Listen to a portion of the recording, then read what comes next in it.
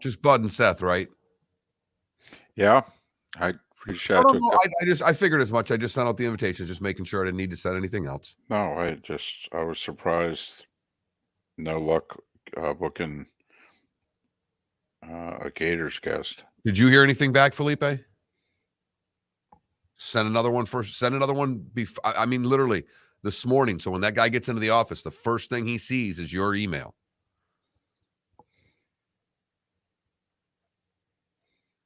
My guess is it's going to be no at this point. That's why you need to send them out Sunday, because that way they get them Monday and you're ahead of the list. But now you got this guy's contact. Stay in contact with him. They're going to play they play in a bowl game or whatever. Also, next week's a bye week.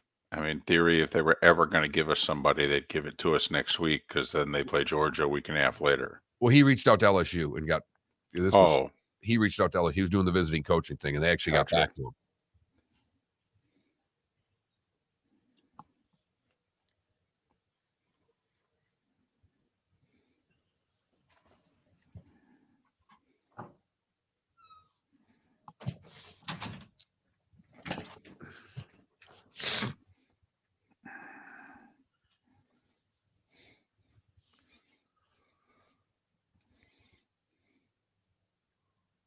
But I think David's right. There's no reason not to go after the Gators side right now, too, starting Saturday, get them in the bye week. They'll say no, but.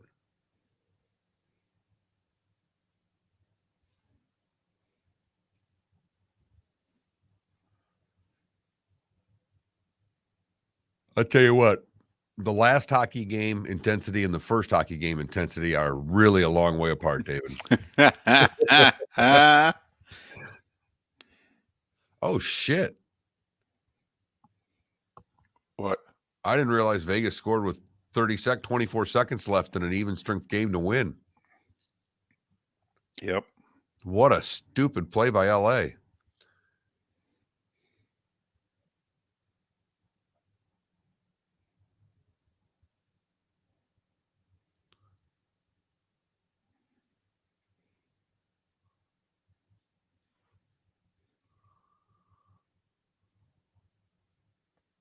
Ooh.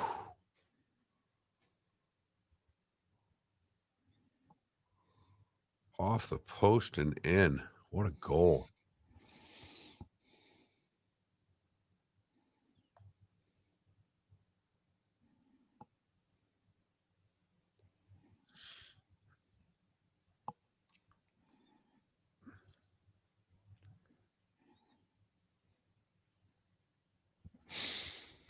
Hmm.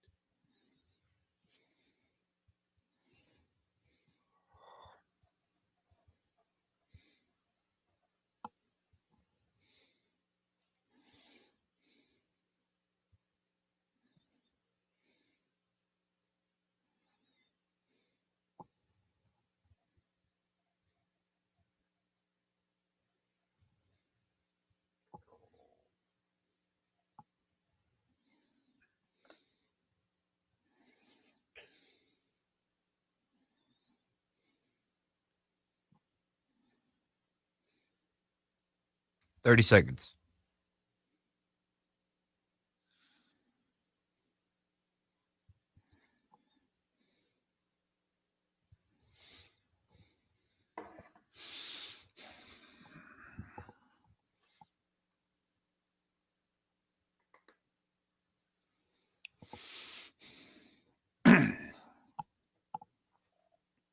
Morning, Wancho. Here we go.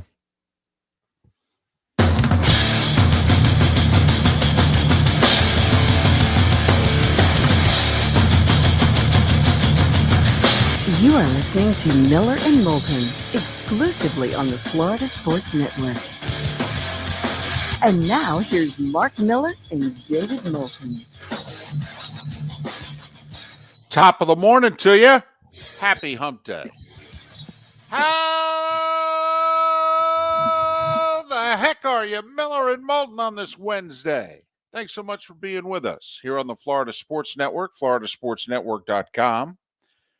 I'm back at home in Jacksonville, Mark in the studio in Southwest Florida. Top of the morning to you, my friend. morning, How are Dave. you? Good morning. Let's play 4. Hey, at least they're playing during the week.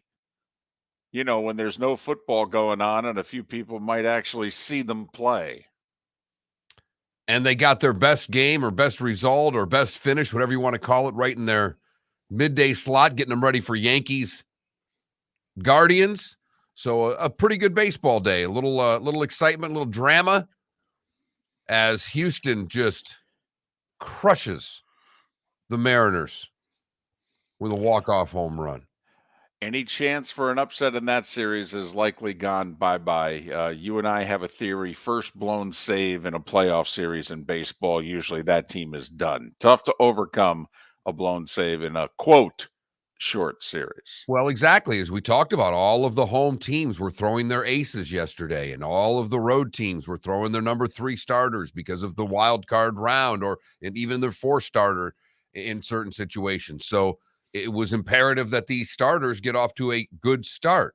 Well, it didn't happen for the Braves. It didn't happen for the Astros, but the Astros overcome a poor performance by Justin Verlander early and rally late for a big win. Then in the nightcaps, the Aces did a little better. Yes, they did. And the Yankees and Dodgers won last night. And so 3 of the 4 home teams victorious. Drama during the day and status quo at night. So the NHL season got underway in the States anyway. We have made mention that Friday and Saturday of last week, the Nashville and San Jose actually played 2 games that count in the standings. They did so in the Czech Republic, but Rangers and Lightning resumed their battle from the conference final a year ago. What was that comment you made right before we went on the air? Maybe those who watch us on Twitch may have heard it. Well, the difference between the final hockey game of the year and the first hockey game of the following year is quite profound. You noticed a difference in intensity? Just a touch. Hey, I was impressed with, there was actually a little bit of hitting last night. I was impressed. I mean, they had just got done, everybody playing 5 preseason games in which there was no contact. It was almost as if there was literally an edict, no contact allowed.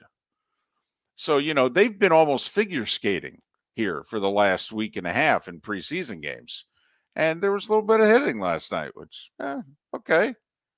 That's good to see. A couple of body checks, some penalty minutes. All right.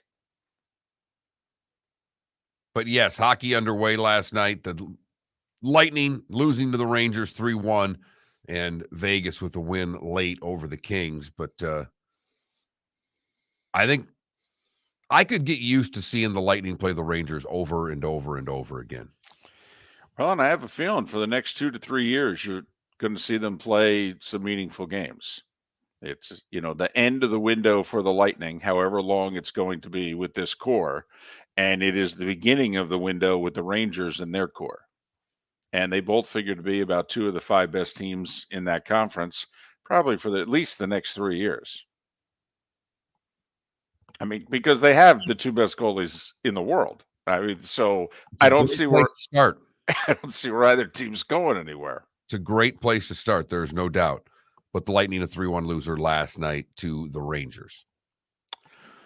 Hey, I don't know if you heard this story, but so apparently, the Giants and Packers played over in London. We had David Sampson on yesterday. He actually went to the game as a fan.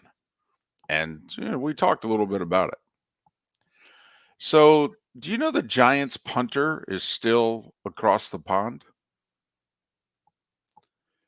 He's apparently Scottish, and he's got visa problems.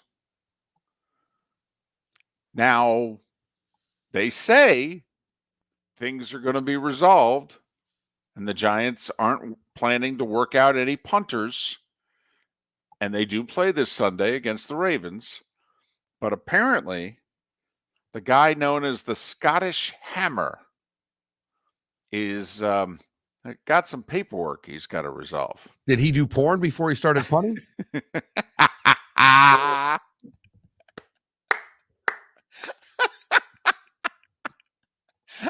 Just wondering where he got the nickname. Probably for his kicking. Huh. Okay. It's good to see where your mind went at 7 minutes past the hour. Maybe a little early for that one, but That might be, but you know what? It early nomination for, a-hole moment of the show, but funny at the same time. Also early nomination for best comedic moment of the show. We'll let the listener decide. But that would be, I met him. He's the Scottish Hammer. that's a nickname and you could use probably in multiple occasions. You could. It works in football. It would work in football. Okay. Apparently it would also work in porn. I guess it could work in golf. Who are you playing here? Ooh, we're playing Jamie Gillan. The Scottish Hammer. Could be Imagine a good name for a thoroughbred, too. Yeah, there you go. I like it. And down the stretch they come. The Scottish Hammer on the outside. And does the play-by-play announcer, when it gets really close, just refer to him as Hammer? Yes. Here comes the hammer. So apparently he's got the wrong kind of visa. Doesn't have a work visa. But they let him into the kingdom, but they won't let him leave the kingdom. I would think it would be tougher to get in a country than it would be to leave said country. Wouldn't you? David, I honestly, this one has me miffed because it would, if he's a resident of that country, getting in and out of that country seems like that would be, get in and out of the UK seems like that would be easier than coming into the US, but right. I mean, the Scots did not secede from the kingdom. They Right. thought about it. They even voted on it. Okay. But they still decided, that they wanted to at first be under the domain of Her Majesty and now King Charles. was the most interesting part. That was the first time that I've heard him with the new song on Sunday morning. And they were all singing. Yes. They were all fired up to sing God Save the King. God Save the King. That's right. Have to admit, it just doesn't seem as catchy to me. I'm with you. Early nomination for a poll question. Pissed off the Brits this morning.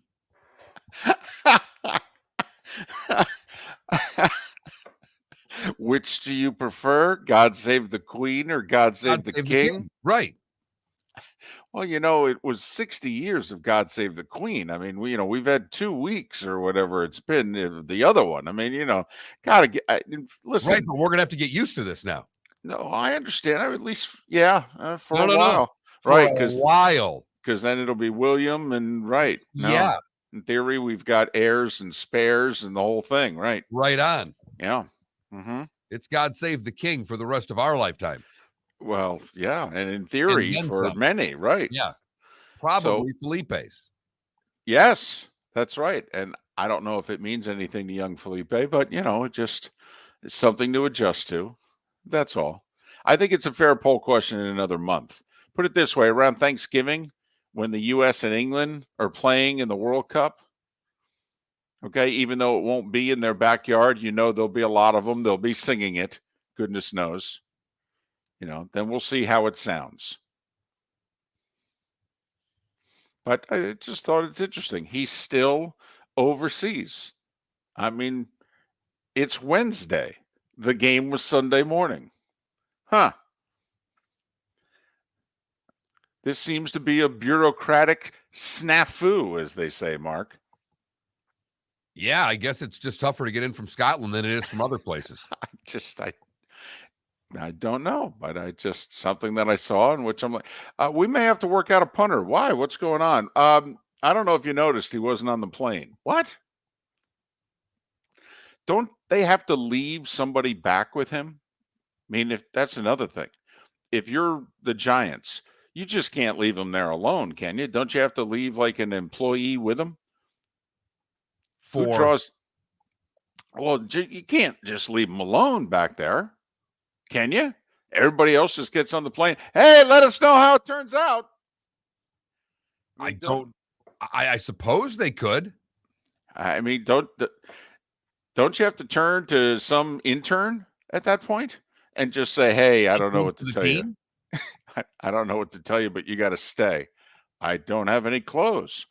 Here's the company credit card. Okay, just go out and buy some stuff. But, just keep us abreast of what's going on. That's all. Maybe he's saying the song wrong, and that's why they kept him over there to reteach him the song. That's true. He may insist of only saying God save the Queen. He doesn't like the king. All right. He's taking Harry and Meghan's side in the dispute. I mean, who knows? Miller and Moulton. Just an observation.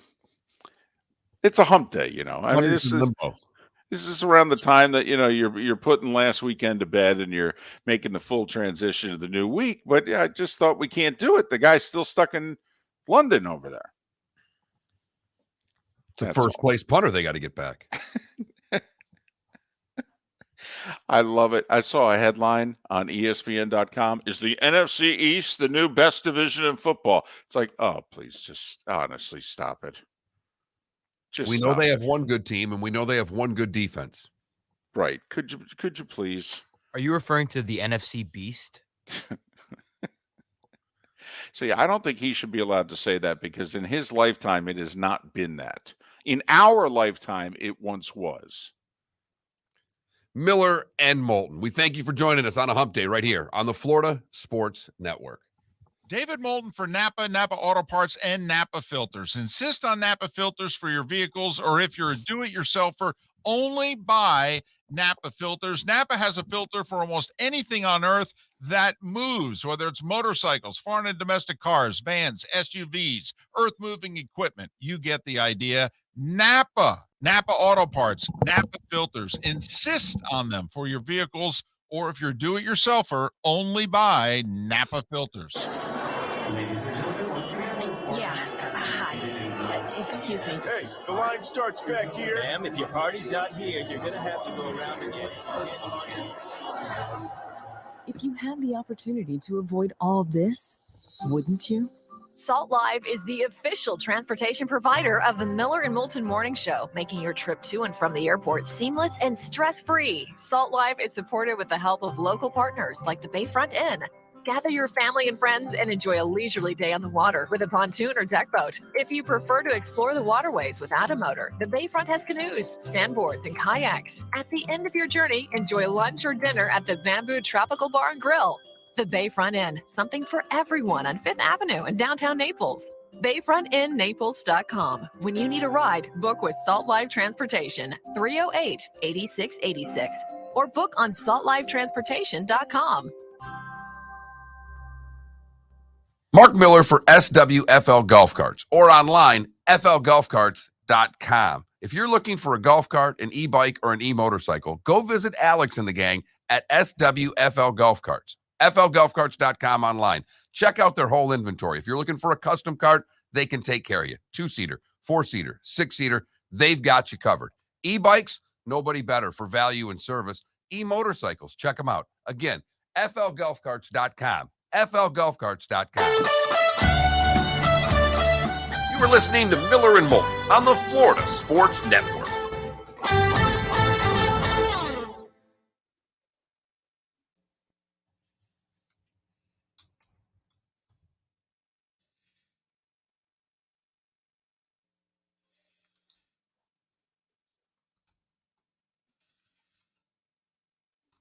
David?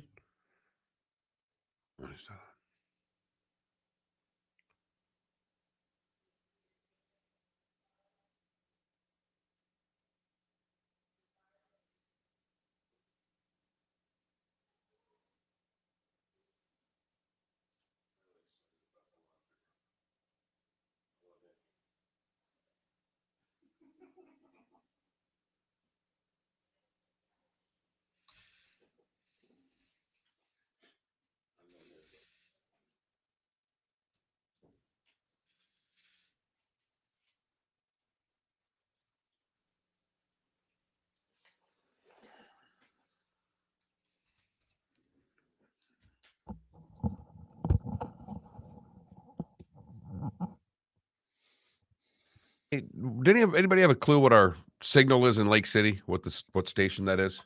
Hold on.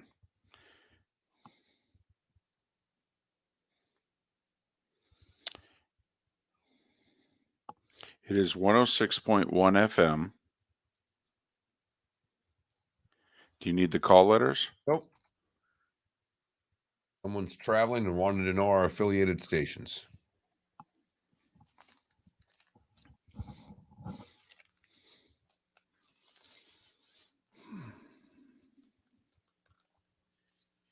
Philly will fall asleep at least twice today.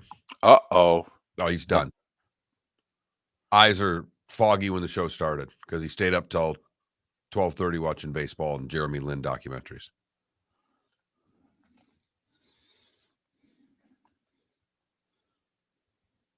When Rizzo homered, I went to bed. It's 10 o'clock. I was dozing throughout the Yankees game on the couch, and I kind of looked up. It was 4-1. Yep, that's right after Rizzo homered. Yep.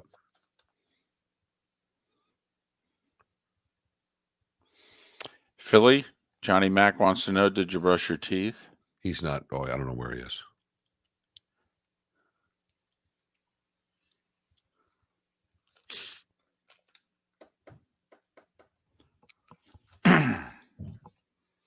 You got the pod already all set?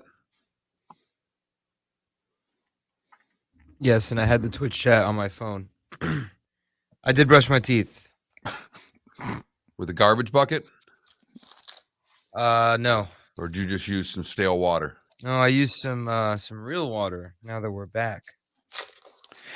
We're back. We're back.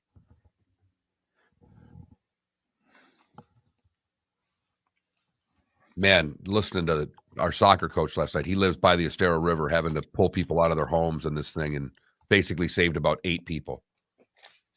All old people that weren't getting out of their house by where he lives, that have been there forever. He goes, I got cats all over me. I got an old lady. I got a box of cats. He goes, I had 12 people, 15 animals in my house. Oh, my God. Because all his neighbors wouldn't get out. They were in single-story houses. And he literally saved lives. I don't know if I'm bringing the animals in the house. Well, he's a really good person. He is. The best part is that he found a place to play soccer on a Tuesday. We were at Stony Brook in their fields. I'm like, this guy knows where every little soccer field is. And I looked at him. I said, I knew it. I knew you'd pull off. I knew if there was a way for us to have a practice, you were going to have a practice. He was, had to. Now, how did you get in? Did you just like at the gate? There was a family that lives in that neighborhood that's on our team, so we just all used their name. Ah. He put the team roster at the gate. It was under my daughter's name. I gave my license. I said, could it be under this? Yeah, as a matter of fact, it is. Because Stony Brook, they have like 6 pickleball courts. Trying to You are 21. Oh my gosh. I'm 22, obsessed. right? I'm obsessed. With pickleball. Yeah. And I'm really good. Like I turned into Roger Stop. Al. Stop. Please Fidel. stop. It's a game played by old people, and you're telling me how good you are. I'm so good. I will Stop. dominate anyone who plays. I'm sure you will.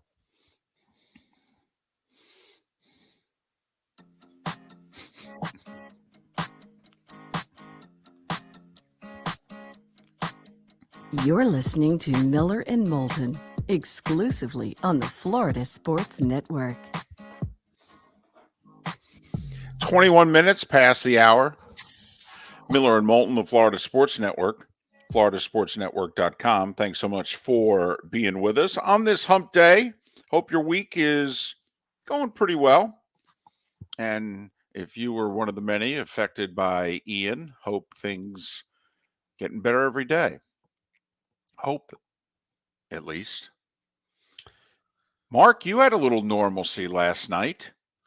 I mean, today was 2 weeks today was Ian, and Yeah, last night you had some normalcy. I did. My daughter plays soccer, and all the parks are closed, but our soccer coach is amazing. He went through a hell of a event with Ian where he lives and, lost part of his house. But that didn't stop him from getting the girls together to have soccer practice last night. He is aware of every single parcel of grass in Lee County that may have a soccer field because the parks are all closed. Right. Lee County parks are all still closed. So we went into a neighborhood that had a park, and he set up a practice with the girls that play, and they were able to bring brothers and friends. So there's about 15 of them out there, and a lot of happy parents, I think, more than anything.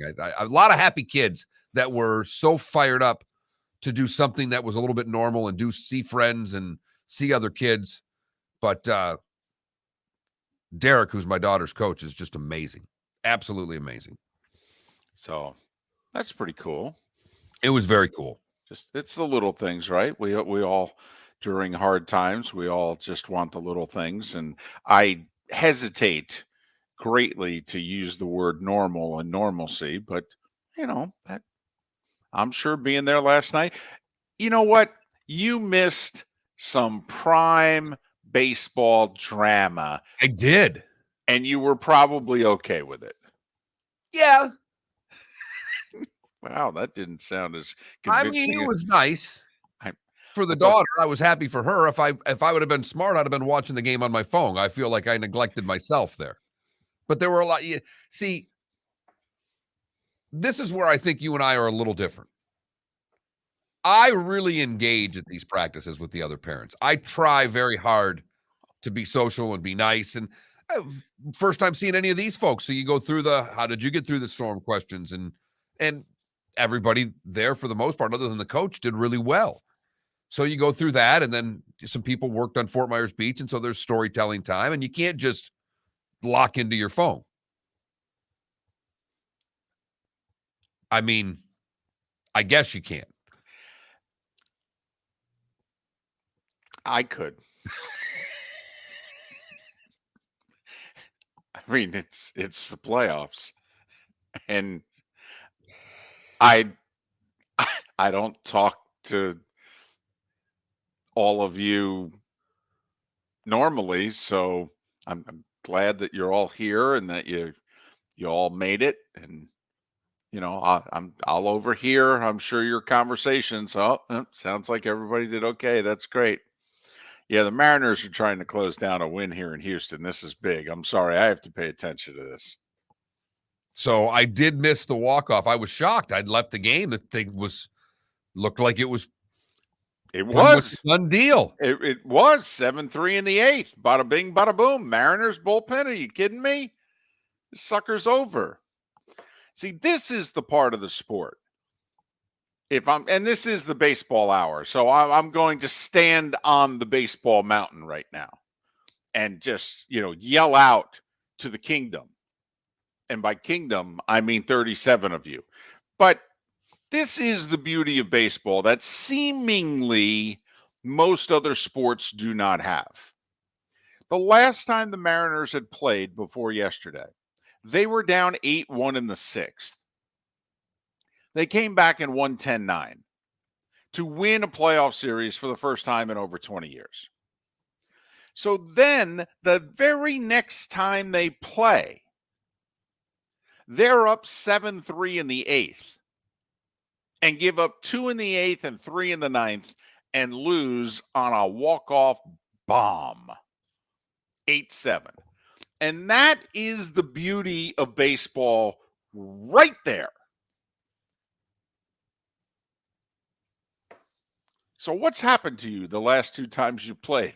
Well, I mean, it doesn't seem as if the football playoffs produce, hey, they rallied from a 3-touchdown deficit to win, and then the very next playoff game, a week later, they blow a 17-point fourth quarter lead and lose. But baseball seems to be able to produce drama. Don't talk like to the that. Bills about that. But I know where Right. you're going. So, Well, I do think it is a case study for Gary Danielson's theory on momentum. I mean, because every sport, every announcer, every coach, every player, everybody talks about momentum. Who had more momentum than the Mariners? than the Mariners? Right. Overcoming this huge deficit and having taking Verlander out of the game. The ace pitcher for Houston got to him early. He hadn't given up that many runs in a playoff game in 16 years. It's over, baby. You have more momentum than the Seattle Mariners had yesterday. It's impossible. So someone needs to explain to me this momentum thing again and how that works, because Houston doesn't win if it's based on momentum. It's another beauty of the sport. Even though beginning next year we're going to have a pitch clock, the end of the game is not determined by a clock. You got to get that 27th out.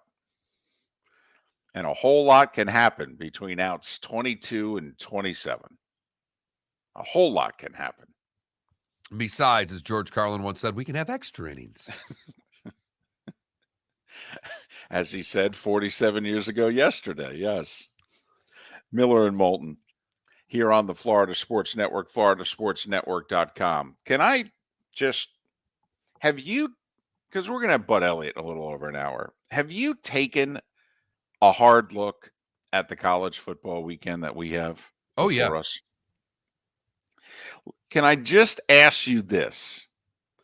Would this 5 years from now be the same, better, or not as meaningful when we go to 12? You can debate what the headliner is. Is it Penn State at Michigan? Is it Alabama at Tennessee? But either way, they're all top 10 teams. I mean, these are 2 sexy matchups. When we go to 12, are they as sexy? I'm going to answer your question with a question and be a little bit of a jerk. But anybody interested in Bills Chiefs this Sunday?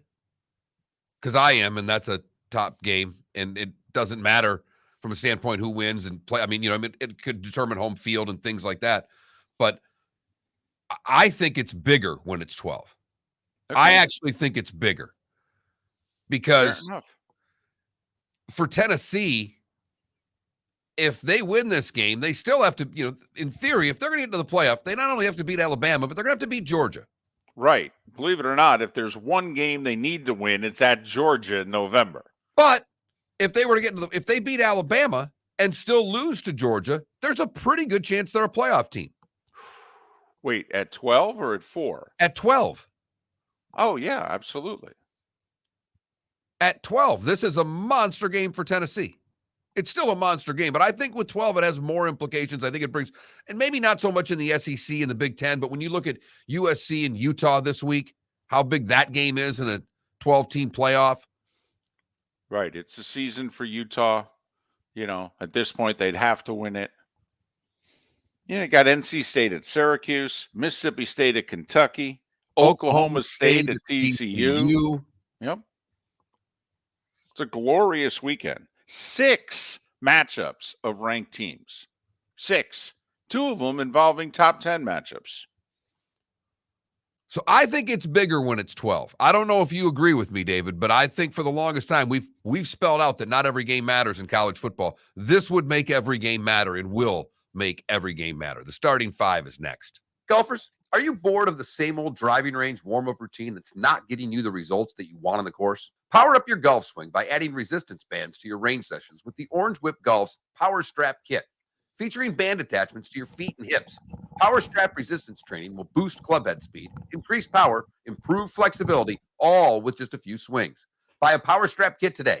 Go to orangewhipgolf.com and use code Miller10 to receive an additional 10% off the already great price of $119. Miller and Moulton here for the Clutch Vodka Play of the Day.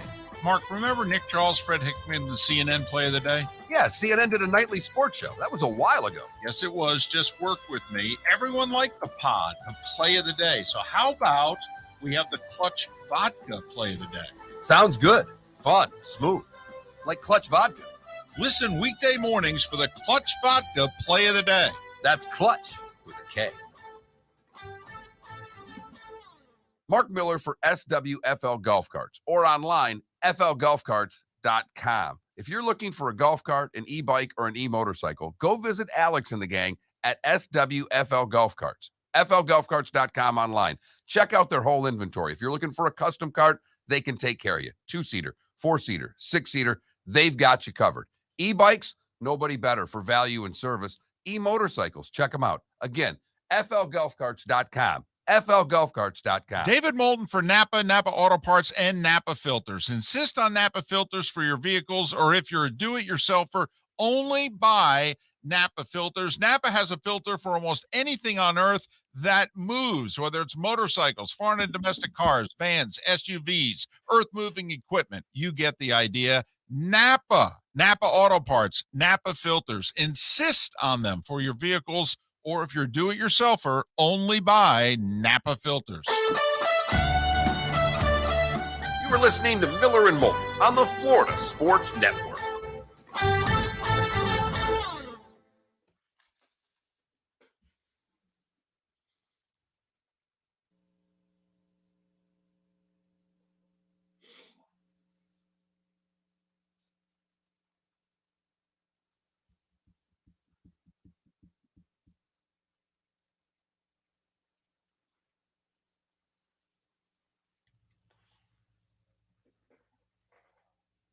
I would love to be a pickleball instructor.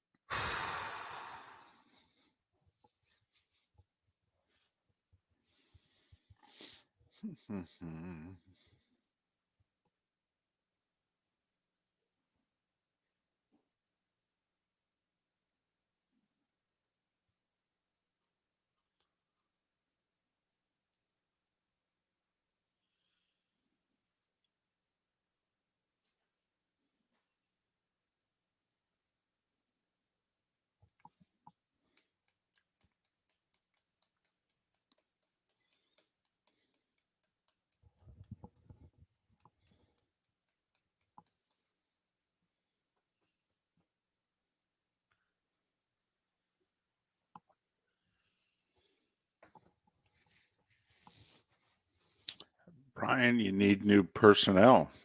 You need to have different people. What's it, Levy, Messier, and Is Chelios the other one? yeah, I believe so.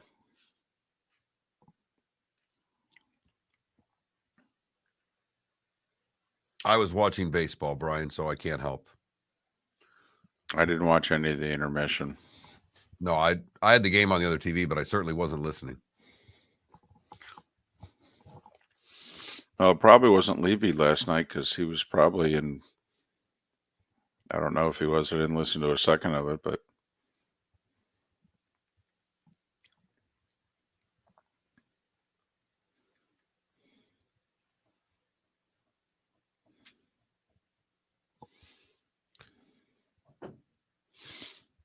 I'm a little surprised they didn't go with Buccigross and Melrose for their, intermission crew. And if they wanted to bring Messier on board, but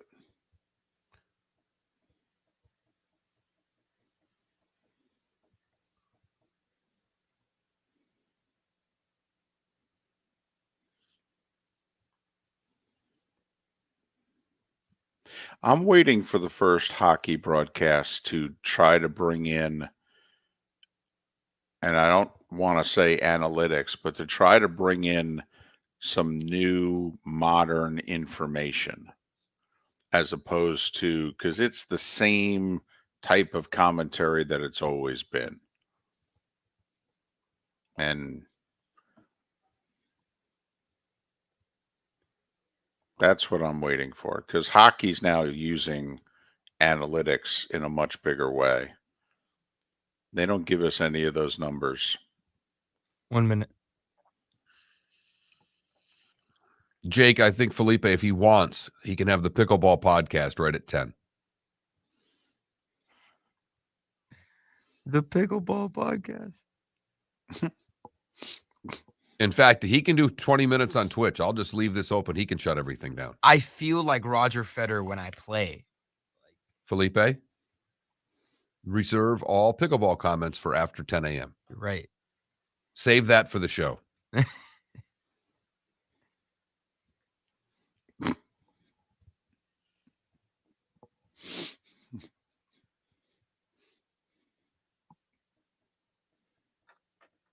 $15 seconds.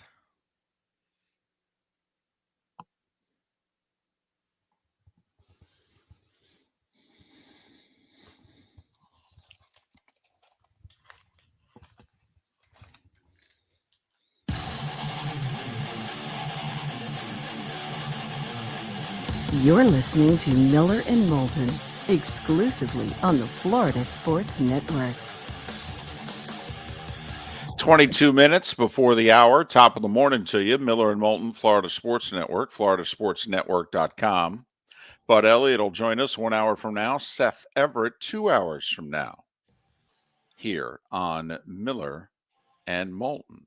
Without further ado, it is time for The Starting Five. 5 stories you need to know.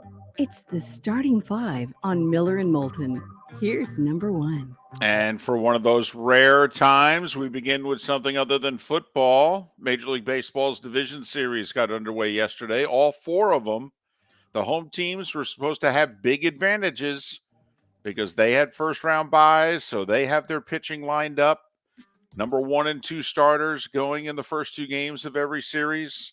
Well, 3 of the home teams did win yesterday, but it started with the Phillies going into Hotlanta and beating the Braves 7-6. Nick Castellano, 3 hits, 3 RBIs. They had a 7-1 lead late. 7-3 lead going to the 9th. Zach Eflin gave up a 3-run homer to Matt Olson. Mark, did you hear the story as to why it is that converted starter Zach Eflin is now closing for the Phillies in the playoffs? I did not. Now, the Phillies, in fairness, kind of did a closer by committee thing. And it worked. So, maybe David Robertson was not going to be the closer. But he did pitch an inning in game 1 of the series against the Cardinals and picked up the win. The problem is, Mark, in game 2, Bryce Harper homered. And 37-year-old David Robertson jumped up in the air in celebration and hurt his calf. And he can't play. Like, he's not on the roster for the division series. He can't play. 37. Don't jump. Apparently not. You can pull something. I will say, you mentioned Castellanos with the 3 RBIs and the 3 hits. It was the catch that he made in the 9th that might have been as big as all of his offensive production. He makes a diving catch in the 9th that if he misses that ball, the Braves might be sitting there with the runner on third, the tying run on third. Right. With one out, I think, right? Yeah. So So of course Castellanos it's the hero. Castellanos who makes the catch Right. because he's known for his glove. Not. In fact, none of the Phillies are known for their glove. No, they are not. Castellanos, also known for his timing. Actually, it's his name that was used by Tom Brenneman when Brenneman was like announcing that he screwed up and he's probably no longer going to be the voice of the Reds. Okay. And Castellanos hit a solo homer during the apology, and Brenneman broke away from the apology to go, and there's a high drive left field, and Castellanos makes it 4-0.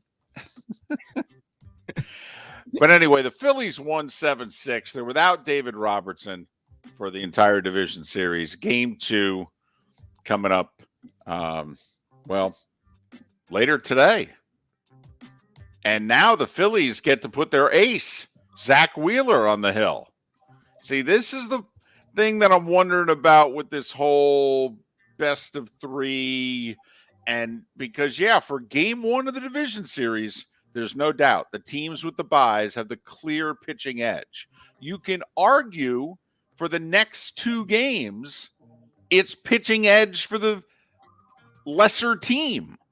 They'll put their number 1 starter against the number 2, and then they'll put their number 2 starter against the number 3.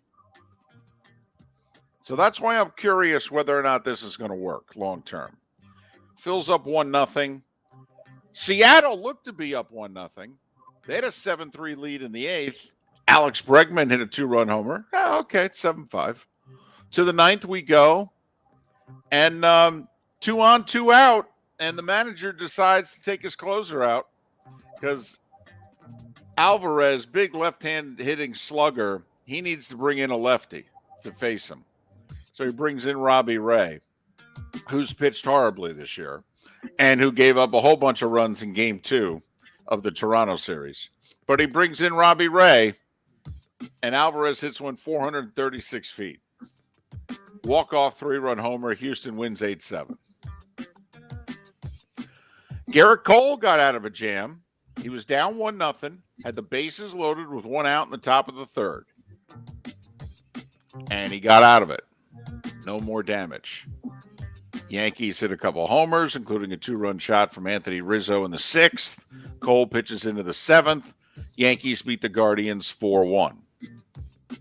Dodgers jumped out early on the Padres. They led 5-0 through 3 and then held on to beat San Diego 5-3. So Houston, the Yankees, and the Dodgers all win at home. Phillies go into Atlanta and steal game 1. One other baseball note, and a sad one.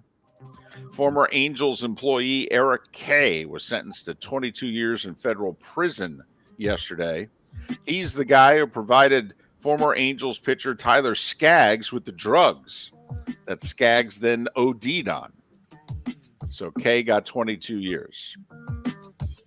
Hockey. First day of the NHL season in North America. Lightning and Rangers were tied going to the 3rd. Rangers scored twice in the 3rd and win it 3-1. Mika Zibanejad with 2 goals. Stamkos on the power play. The lone tally for the Lightning. Meanwhile, wild 3rd period in Los Angeles. 5 goals scored in the 3rd, including Mark Stone's game winner with 26 seconds left as Vegas gets a 4-3 win against the Kings. 6 games in the NHL tonight. The TNT doubleheader is Boston-Washington early, and then the Avs will raise the banner at 9:30 on TNT when they host the Blackhawks. Panthers don't get underway until Thursday night when they're on Long Island playing the Islanders. NFL news, Mark. Ron Rivera kind of talked himself into a pickle on Monday when he was asked, hey, the Eagles are 5-0, the Cowboys are 4-1, and the Giants are 4-1. What's holding the Commanders back? And he said, quarterback.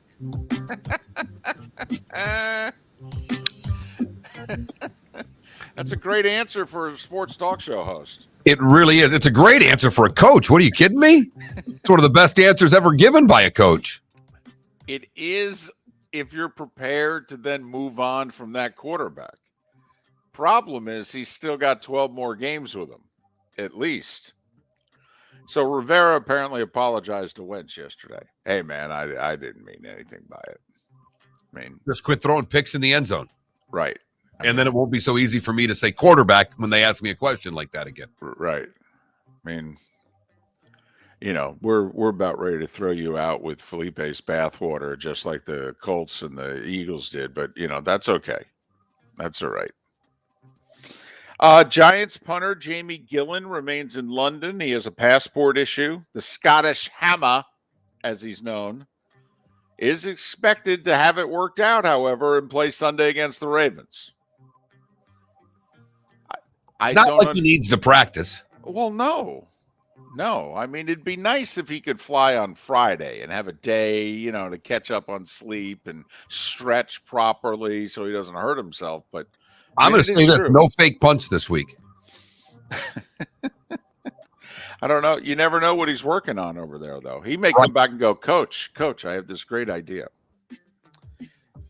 Brett Favre spoke yesterday. Well, kind of. He released a statement. Right. His lawyer released a statement in his name. He denies all wrongdoing, however. Yes, he does. And he blames the media for smearing him. Correct. All right, I have just a couple of things I'm just going to throw out there. If you're not going to talk, if you're just going to release a statement, shouldn't you have done that a lot sooner? A lot sooner. The big one for me is that when he was asked by the Mississippi Today if he had ever discussed the volleyball center with then Governor Phil Bryant, who oversaw the state welfare agency, he said no. And then text messages have come out saying that that's completely false. So Brett, you're going to have to CYA a lot of these lies that you're telling right now. Good luck. Here's my surprise about him releasing a statement is this can be used against him. I mean, anything that he says about this situation can be entered into evidence against him.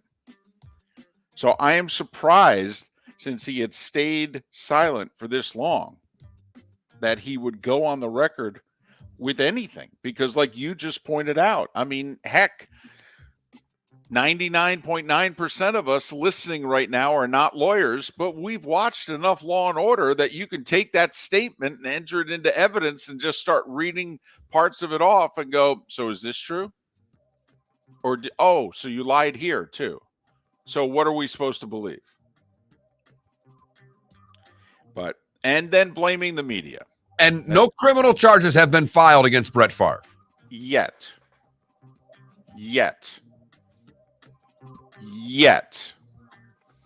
Most everyone involved says, it's coming, and not just for Favre, but for people much higher up on the food chain. Well, when the woman who ran the nonprofit that funneled a lot of money to Favre basically has pled to help the state, that's when I thought Brett Favre was in some serious doo-doo. Because I thought that this statement he released yesterday, that it should have been released 3-4 weeks ago. I mean, this is because, in fact, when the case was first becoming public, I thought to myself, well, Favre's going to come out and go, come on, guys, I had no idea where the money was coming from. Sure, I asked for money on behalf of Southern Miss. It's my alma mater. Yeah, I wanted a volleyball center. I want a wellness. Yeah, sure. I've been doing this for 30 years. Trying to help Southern Miss out. I didn't know where the money was coming from. So I was expecting this a month ago. But the whole blaming of the media, when you start blaming the media. You know what that does with the media? It angers the media. Makes them actually work even harder. Well, especially since all they're doing is reprinting, like public information stuff. I mean, it's not like they're drawing any conclusions. They're just printing it out. Baker Mayfield has a high ankle sprain, and he's going to miss anywhere from 2 to 6 weeks.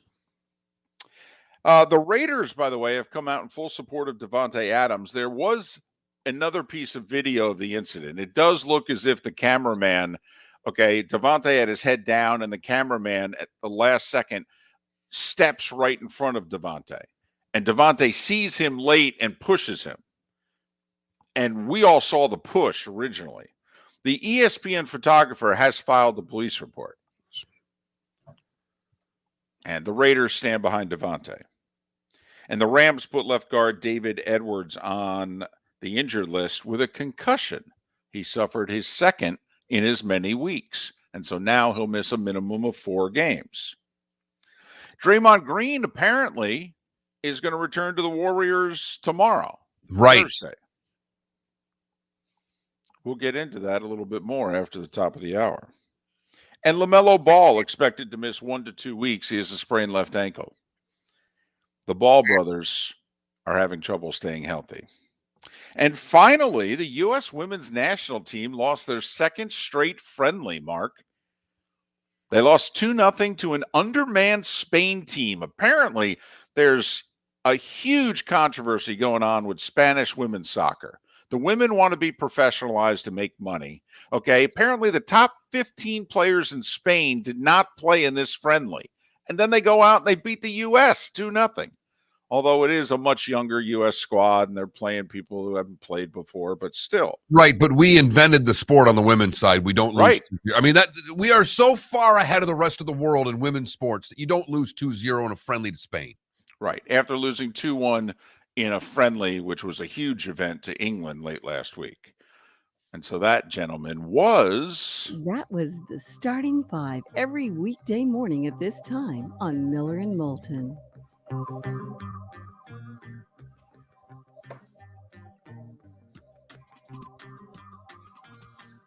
We haven't really discussed the Draymond Green situation. No, he was all sagging on practice.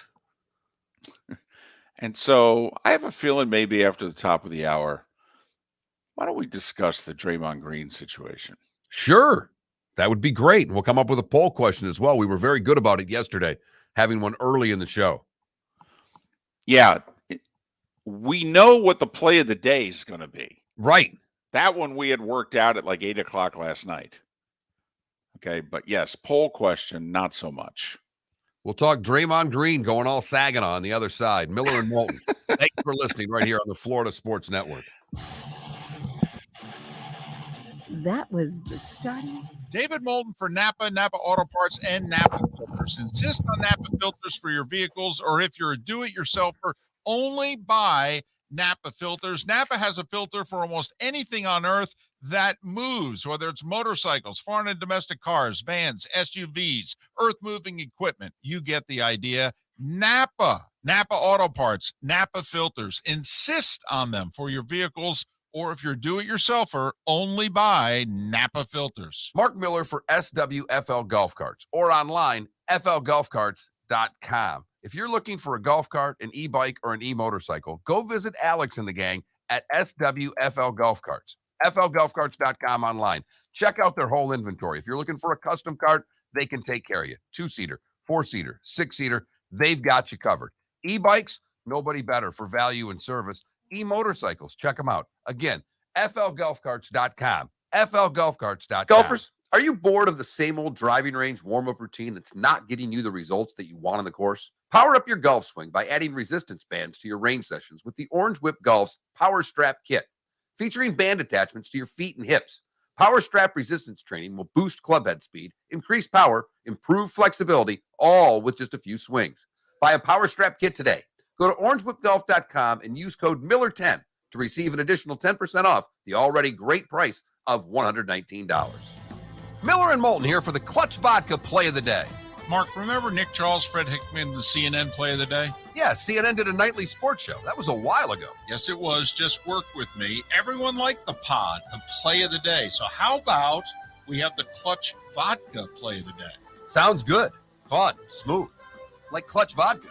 Listen weekday mornings for the Clutch Vodka Play of the Day. That's Clutch with a K. Bring your big mouth to John Smith Subs and indulge in their overstuffed subs with the freshest quality ingredients. Enjoy our famous steak bomb with perfectly grilled marinated sirloin steak topped with provolone cheese, grilled onions, peppers, mushrooms, crispy bacon, juicy tomatoes, and creamy mayo. Boom! Made-to-order crispy fries can be paired with the Gator, the Cuban, the Chicken Bomb, or the Italian. Love local. Eat delicious with John Smith Subs. Find a John Smith Subs location near you today.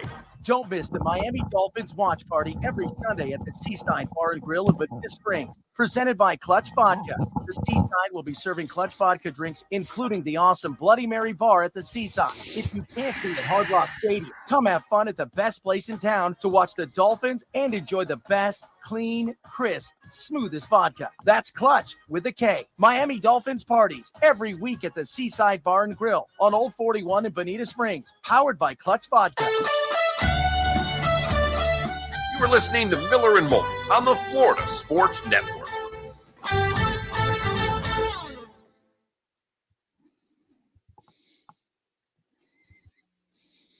David, I'm sure you have this, but Tennessee is 0-39 against top 10 opponents since 2007. Oof. Listen, I am so geeked about this game. I really am. Especially since, because, you know, my time in the SEC is coming to an end, and it is so nice that even if it's a moment, that Tennessee can be relevant and play a couple of important games again.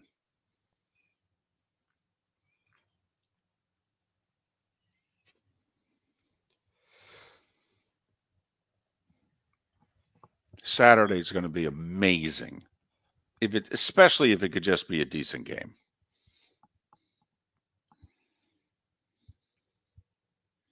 For the poll question, I was thinking, do you press charges if you're the 22-year-old version of yourself getting shoved by Devontae Adams? No. Because it looked like a kid. And personally, I wouldn't press charges. And I don't think many people on our audience would. I think they're bothered by these things.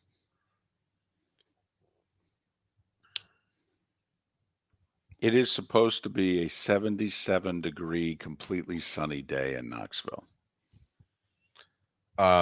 Nice.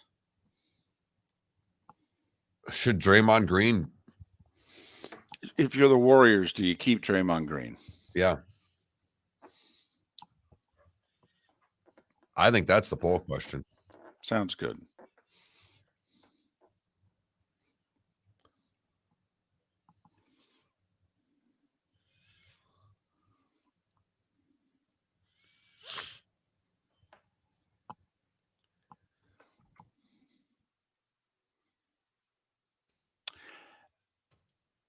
Now, I think it's awesome.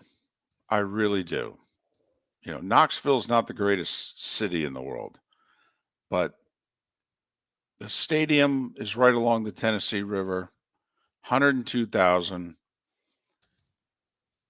They march into the stadium walking up the hill and down Peyton Manning Way or Pass, whatever it's called,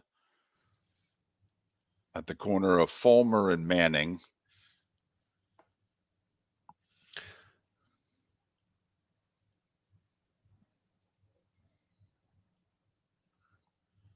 And especially this time of year, because the leaves are starting to turn and you got the river and the hills in the background. It's just a great scene.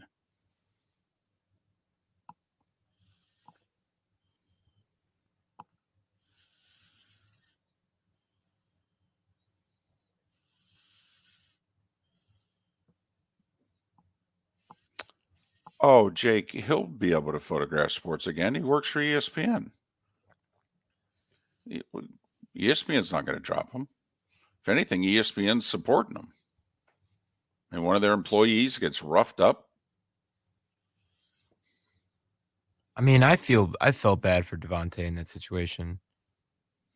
So if I was the photographer, I'd be like, it's cool, man. Just buy me a new laptop and a new camera. Well, it's not his camera. It's the network's.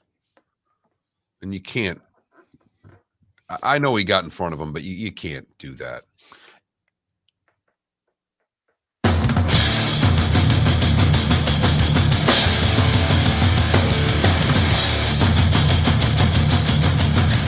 You are listening to Miller and Moulton, exclusively on the Florida Sports Network.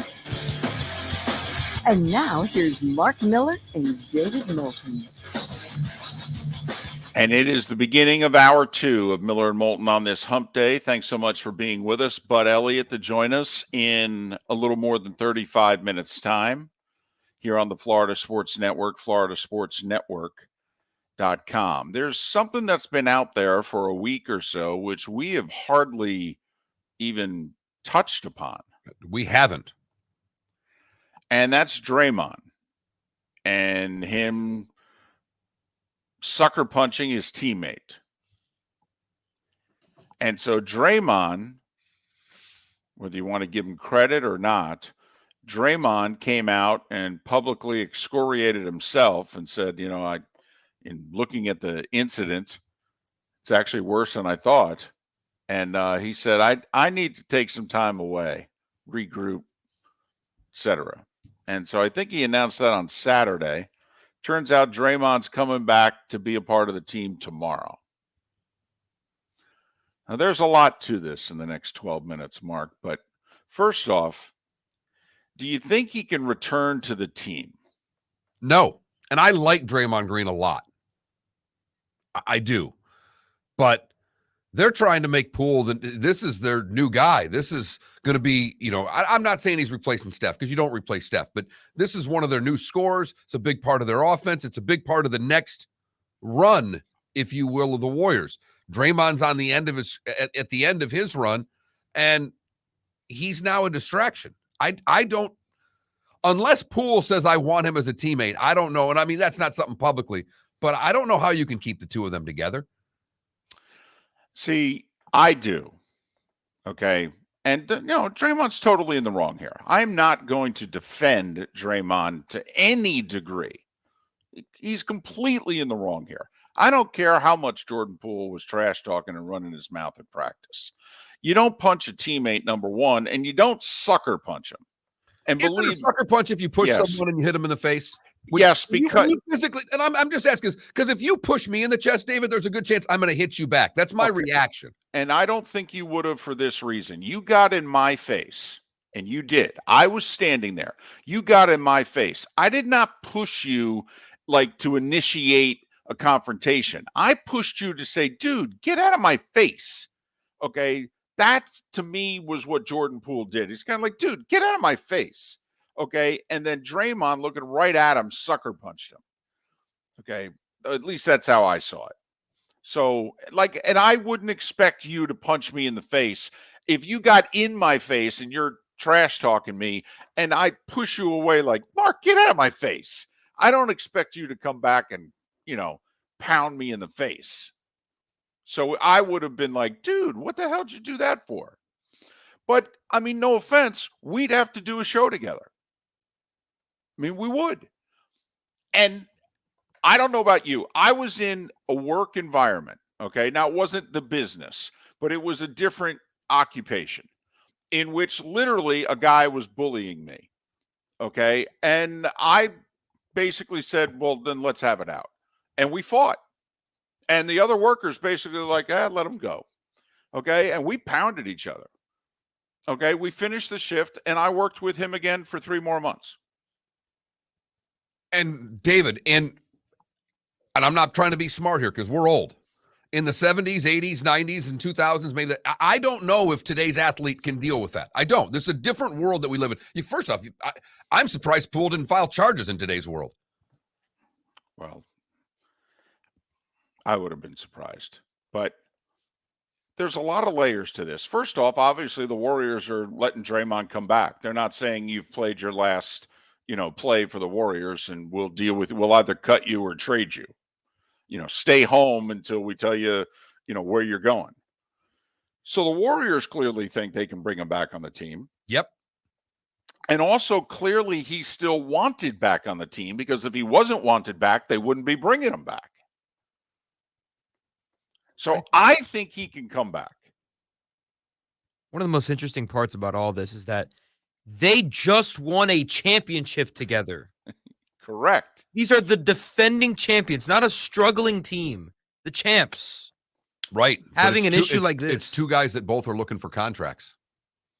Well, Draymond's Yes. on a pretty sizable contract right now. He's got like what, a year? I think He's got 1 year left. You're right. So he's looking for a max deal from Golden State. And whole this trash talking, from what I've read, a lot of it has to do with they're at least claiming that a lot of it has to do both looking for contracts, and they're at each other's throats. And Poole is saying, dude, I'm the future, you're the past. Yes. Okay, that's, and that might be what's, behind this. But for sure what's behind this. But I think that they can be teammates again. I do. I mean, come on, we can recite examples in the 70s, 80s, and 90s. I mean, Bill Cartwright and Michael Jordan fought. In 1912, they're different athletes, and you have to at least acknowledge that the athlete today is completely different than that athlete. Steve Kerr, the head coach of the Warriors, got into a fight with Michael Jordan 25 years ago. 25 years ago. This is not today's athlete, David. They don't fight like this. Certainly not. I mean, football, you have the occasional spat. It's football. We don't hear about this in basketball. We're not living in Michael Jordan's day anymore. Well, and the athlete is far softer than they've ever been before, particularly in that sport. But come on, there are fights and practices all the time. Even nowadays, there are practices that have to be broken up. It's sports. It's emotional. Okay. I don't know. I thought it was laughable when people have been bringing up, can they be on the same team together? I'm like, oh, give me a break. It was a fight in practice. Now it was a sucker punch. It was a dirty play, the whole deal. But come on, are you serious? So you and I differ on that one. Here's another part of this that's fascinating to me. How the hell did the video get out? And by the way, no one's been fired. No one that we know of from the Warriors video department has been fired. Okay, which, you want to be conspiracy theory guy? And I, by the way, can occasionally be conspiracy theory guy. I'll tell you right now, Oswald did not act alone. But back to the Warriors. Okay, there's a part of me that thinks, Mark, that the Warriors are sick of Draymond's act. And that they released the video because they want to basically be able to have the hand over Draymond and go, just sit there and shut up. And not have to give him a max deal of what he's looking for at the end of this year. So, I mean, that's, and I know it's a very small part of this, but how did that video get out? And I know everybody's like, oh, the intern in the department got paid $25,000 from TMZ and he sent it out. Well, yeah, it would take 10 minutes to figure that out. And that person would be gone. And that information would already be out. And the Warriors would be releasing a statement. Also, don't you get the feeling that the Warriors are more worried about the video getting out rather than the situation itself? No. I think it's completely the opposite. Well, why haven't they disciplined Draymond Green then? Why was he able to?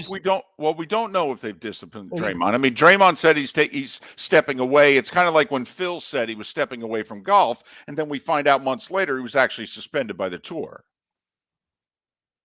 But Draymond was fined, not suspended. That was the story that came out. So they did fine him. It's not a league fine; it's a team fine. The league doesn't fine someone for a practice punch. That's a team fine. So he didn't get suspended. He got fined by the Golden State Warriors. But no one from the video department's been disciplined. I mean, that's an unbelievable breach of team security right there. Unbelievable breach. How does that happen? And how does no one get punished for it? So I'm on the conspiracy theory side that came from the Warriors, because the Warriors now want to have hand on Draymond.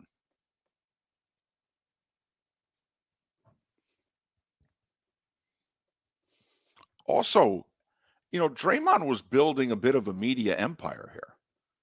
He had a very successful podcast. And let me tell you, out of 100 podcasts, 2 of them are successful.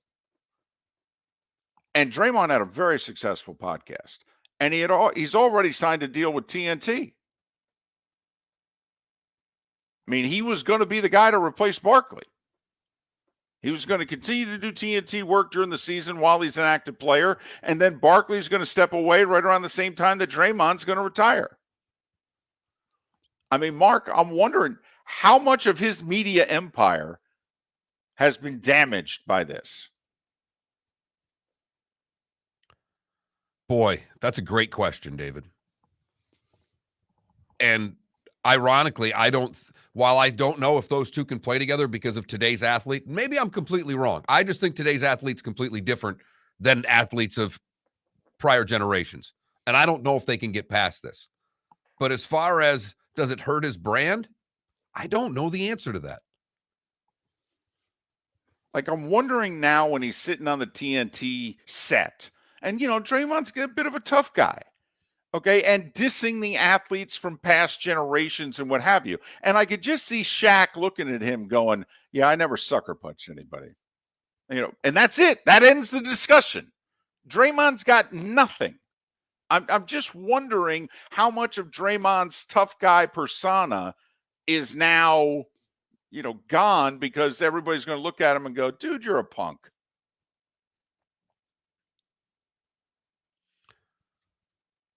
I don't think it will affect it. Okay. I don't. Particularly if he can laugh off the first one with Shaq, because that's part of what the banter on that show is that they do rip into one another and have the ability to take it. Yes, his response to Shaq should be, well, I wouldn't have been dumb enough to sucker punch you. And then everybody laughs. Right. And, he can say, I might have hit Chuck, but I'd have never hit you. I might have hit Kenny. Right. Right. I might have hit Kenny. I'm 100 pounds heavier than him. Now, there are those in their Twitch chat room saying it wasn't a sucker punch. I claim it wasn't a sucker punch. I think it was. When you're looking someone dead in the eye and you shove another person, I think you hit that point. When you put your hands on someone, you have to expect to get hit. I don't care how you put your hands on them. I've always thought that. You put your hands on me, then I can put my hands on you. All right. We disagree on that as well. I think they can be teammates again. Ring night's going to be real awkward. Miller and Moulton. We shall see. And, they get off to a great start. This can all go away. They get off to a 500 type start and things don't seem to be cohesive. We'll see how this plays out. Now, I'm not sure that Draymond has the same leadership role on the team anymore. Miller and Moulton. Thanks for listening, Florida Sports Network. Ladies and gentlemen, once again. Yeah. Hi. Excuse me. Hey, the line starts back here. Ma'am, if your party's not here, you're going to have to go around again. You had the opportunity to avoid all this, wouldn't you? Salt Live is the official transportation provider of the Miller and Moulton Morning Show, making your trip to and from the airport seamless and stress-free. Salt Live is supported with the help of local partners like the Bayfront Inn. Gather your family and friends and enjoy a leisurely day on the water with a pontoon or deck boat. If you prefer to explore the waterways without a motor, the Bayfront has canoes, standboards, and kayaks. At the end of your journey, enjoy lunch or dinner at the Bamboo Tropical Bar and Grill. The Bayfront Inn, something for everyone on 5th Avenue in downtown Naples. BayfrontInNaples.com. You need a ride, book with Salt Live Transportation, 308-8686, or book on saltlivetransportation.com. Miller and Moulton here for the Clutch Vodka Play of the Day.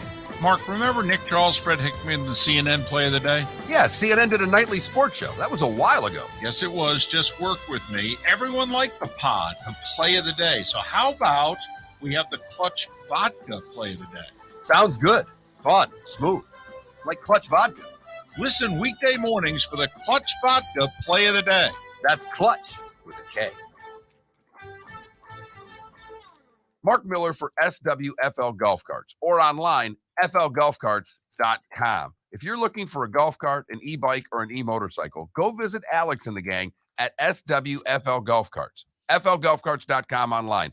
Check out their whole inventory. If you're looking for a custom cart, they can take care of you. 2-seater, 4-seater, 6-seater, they've got you covered.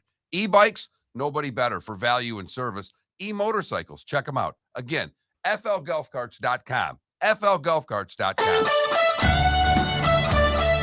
You were listening to Miller and Moulton on the Florida Sports Network.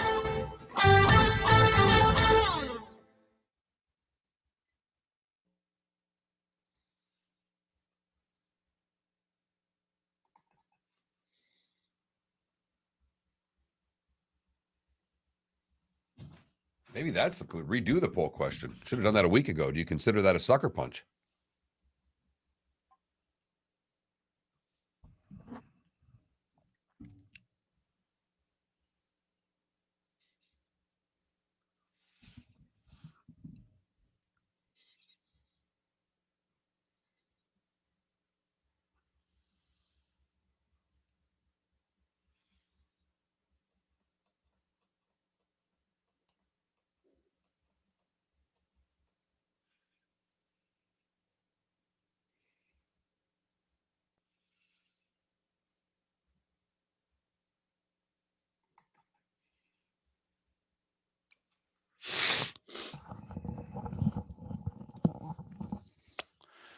Paul, I don't know how you can say that a guy who hasn't won a cup is better than a guy who's taken a team to 3 finals.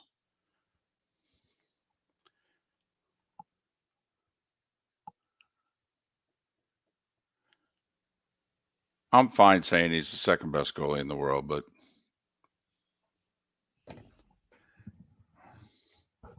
I mean, let's be honest. If you had to win one game right now, who would you take?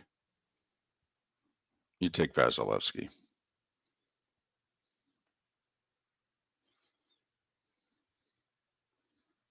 Jimmy Bird going Judge Judy. Hey,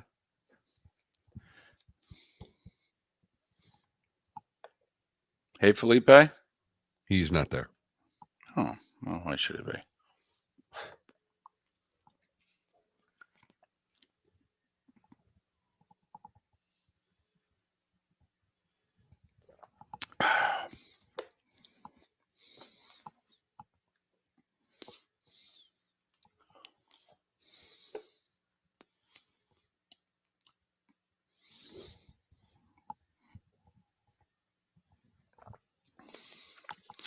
Paul, he is. He's tremendous.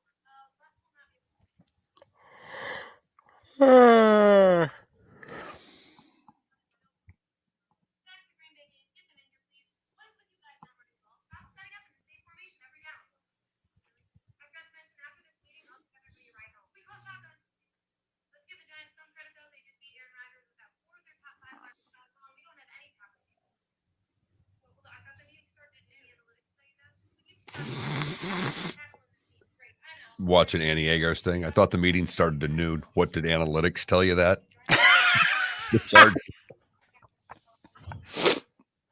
I haven't seen it. 30 seconds.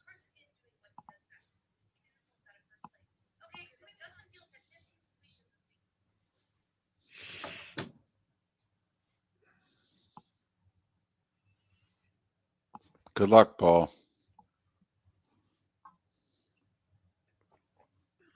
Here we go.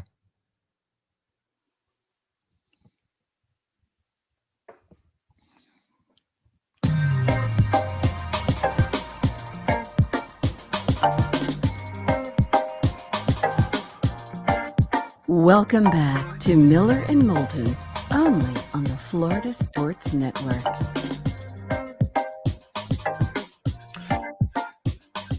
$21 past the hour, top of the morning to you. Miller and Moulton, the Florida Sports Network, floridasportsnetwork.com. Bud Elliott in a little more than 15 minutes for his weekly appearance on the show. And a great, and we are not overusing that word, a word that I think is more overused than any other word in the sports lexicon. Great, but it is a great college football weekend. Bud Elliott to talk about it in roughly 15 minutes time. We ready to do some business here? Sure. We got stuff we got to take care of. Right. Like a poll question's question. up. Oh. Done. Huh.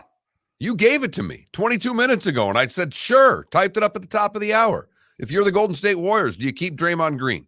It's that simple. Yes or no? He's coming back to work tomorrow. And apparently his key still works. So I guess they're okay with it. I'm okay with it. I mean, and Mark, come on, that can't surprise you that I'm okay with it. Oh, no, not at all. And I love Draymond. And I'm torn at this because, one, I didn't think it was a sucker punch. I thought he hit him and he got pushed. We disagree. Right. I would keep him. I would work this out. I don't think today's athlete can. Maybe this is me, old guy, get off my lawn guy. I don't think Poole will be able to get past this the way you seem to think that he'll be able to get past this. Well, I don't ever expect them to go have lunch together. Okay. I don't even know if they'll, be friendly in the locker room ever again. Okay. But no offense, dude. You have a job to do and you're paid very well. Okay. And we're not getting rid of him. By the way, he's done a lot more for this organization than you have. And I could argue he's already done more for this organization than you're ever going to do. So suck it up, okay, and play ball. Felipe, could you play with Draymond Green if you got sucker punched? Because it's really more of a question for you than it is David or I, because David and I could figure it out. I'm confident that if one of us hit the other one, that we could work it out. I really believe that. I don't know your persona. I don't know you well enough. I know you a little bit, known you for a while, but you don't seem like someone that likes physical contact. This seems like something that would really bother you. So if you were hit by a teammate, could you get over it? Thing is that if it was just some guy, I wouldn't be able to play with him. But this guy that we're talking about is a borderline Hall of Famer and a 4-time champion and one of the greatest warriors ever. So it's not that I would or wouldn't. It's that I wouldn't have a choice. Because, come on now. Whose side are the Warriors going to take here? Oh, I think right now the Warriors are on Poole's side. The video doesn't go out if they're on Draymond's side. But they don't want to get rid of Draymond. No. But they can let his contract expire and just move on. True. They could also trade him at the deadline. I mean, he's now a clutch client. There's already talk about him ending up with the Lakers. I mean, the Warriors could move on from Draymond. I mean, heck, the most important game of the year for them last year when they were down 2-1 to the Celtics, it's mid-fourth quarter, and Steve Kerr took him out. It's the most important 6-minute stretch of the season, and he sat him. He didn't sat Jordan Poole, though. Right.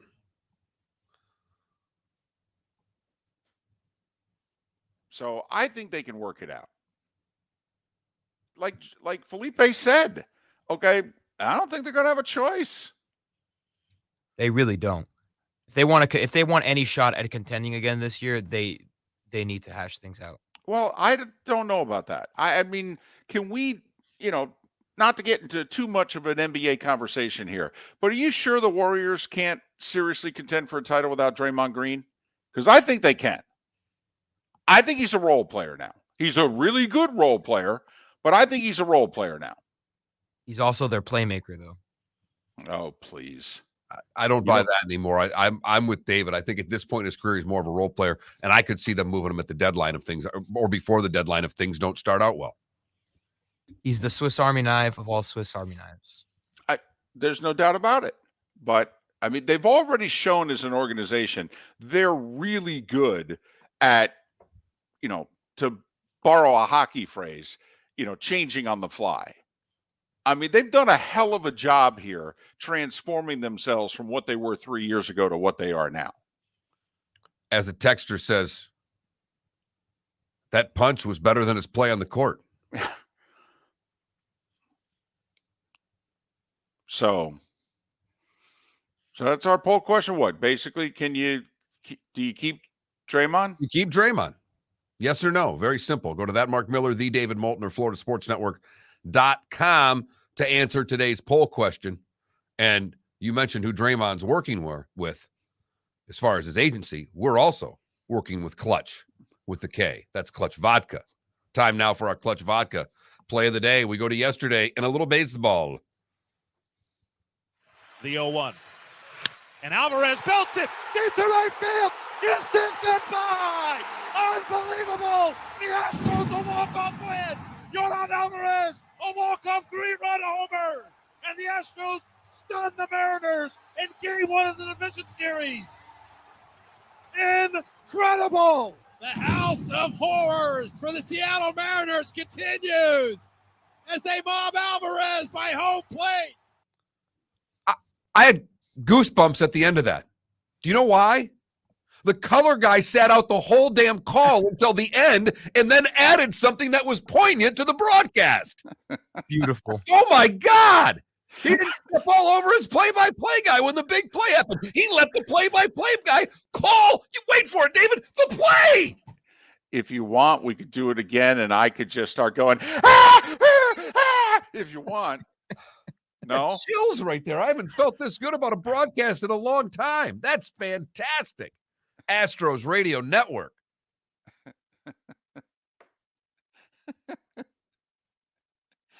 I need to find that App State audio again. No. No. Don't. Just honestly, you know what it'll make us do, Felipe? It'll make us want to sucker punch someone. That's not the same thing as putting your hands on me. I just want to let you know if you play that again. That's the same thing as pushing me, okay? I'll tell you what. That's how I'm describing it. I was pushed by Felipe. I never touched you. You played the App State tape. What do you mean? Felipe, if Miller and Moulton were doing the broadcast with Mark's, since his name's first, he's doing play-by-play and I'm color, and there was a moment like that, and I jumped in like all the other color commentators, Mark in the middle of the call would just punch me. Just punch me. Has that ever happened? A color commentator and the commentator just fighting? Well, yeah, the Tigers announcers. The Tigers announcers about 3 years ago got into it basically on the air, right? Yeah, or right after the broadcast. They got a fight. And both their careers are over. Done. No way. Yeah. I think it was 2 years ago. I thought it was the pandemic season. Was it 2020 or 2019? But yeah. That's how our friend Matt Shepard got the gig full time. Rod Allen and Mario and Peba. Oh, yeah, did it is. Did it in 2019. Okay. You were right. 2019. Yeah, late in the season. Another long losing season. I'm sick of you. I'm sick of you. Yeah. The same thing. Yeah, but they got rid of both of them. They did. They got rid of both of them. They didn't just say, well, we're sick of you. We were keeping you. No, they fired both of them.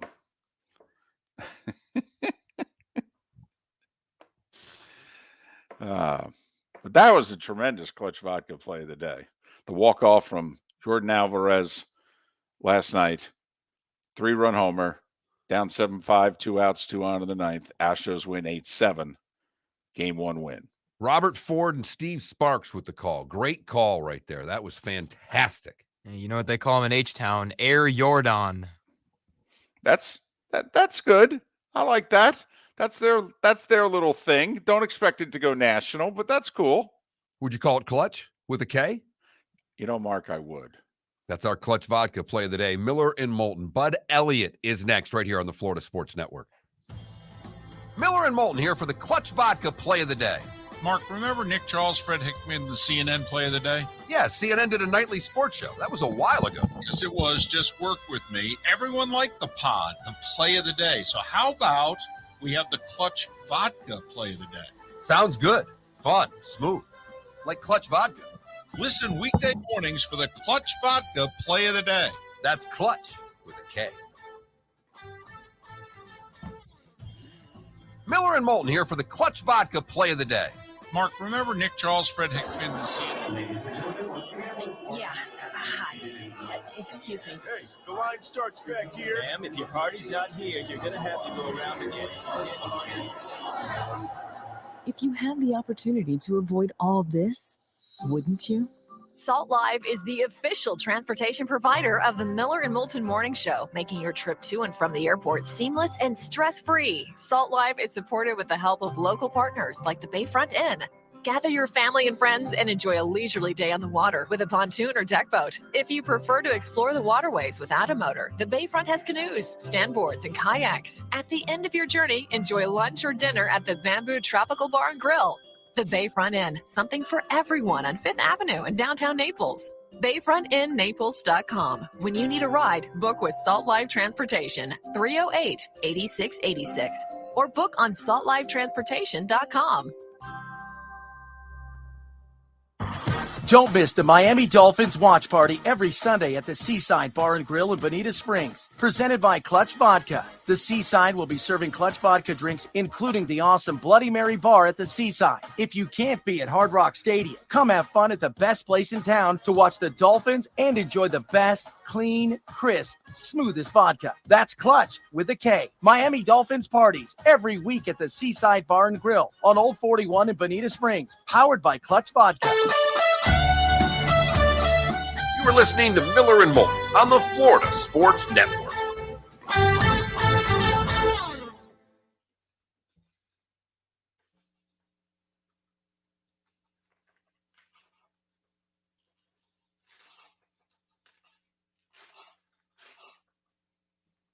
The 0-1. And Alvarez belts it deep to right field. Distant by. Unbelievable. The Astros a walk-off win. Yordan Alvarez, a walk-off 3-run homer. And the Astros stun the Mariners in Game 1 of the division series. Incredible. The House of Horrors for the Seattle Mariners continues as they mob Alvarez by home plate.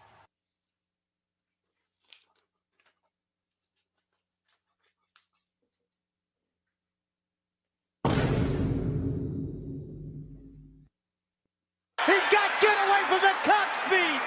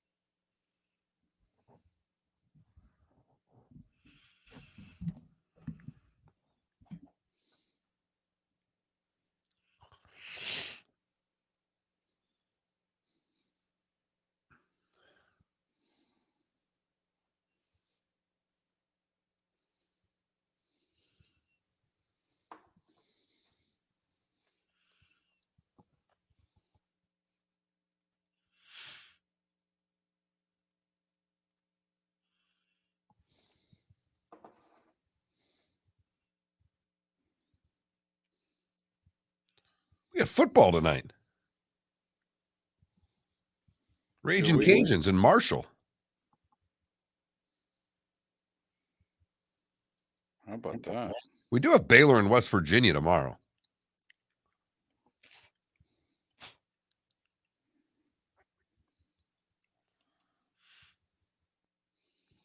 Minnesota and Illinois is the team that's ranked.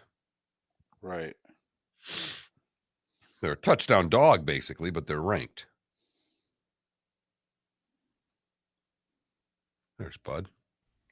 Hey, Bud. What's going on, guys? Back in the cozy confines. There's those Coke bottles. Yeah, man. Pretty, man. On Illinois, their quarterback's out and their receivers out, and I think one of their DNs is out. They took some real lumps against Iowa, so now they have to put Art Sikowski out there against Minnesota, and the kid that was terrible for Rutgers for all those years. Yeah. Well, Bud, you have to narrow it down. The kid that was terrible for Rutgers for all those years. I mean, I'm trying to think the last time Rutgers had a quarterback. That's fair, actually. Yeah. I mean, there's a lot about Schiano that I like. His development of quarterbacks is not one. Yeah, they fired their OC, and I'm just not totally convinced that's going to I don't know that's going to produce the results they want. But we'll see. Considering he's a control freak, it's tough for me to blame someone else. Yeah, I would agree. 20 seconds. How are you? Doing well, man. You guys doing all right? Yeah. Nice. Absolutely. I like the double race hat. No doubt, man. 10 seconds. It sucked we lost, but it happens. Hey, made the playoffs 4 years in a row. Yeah, exactly.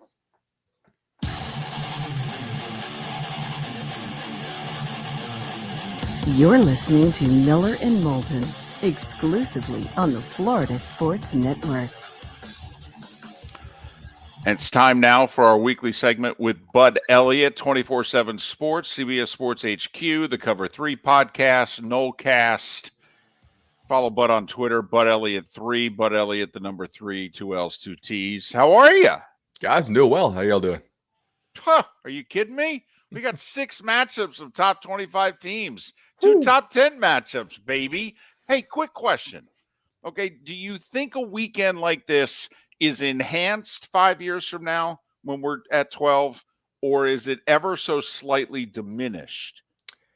It's a really good question. And you guys always ask me good questions. That's why I keep coming on the show.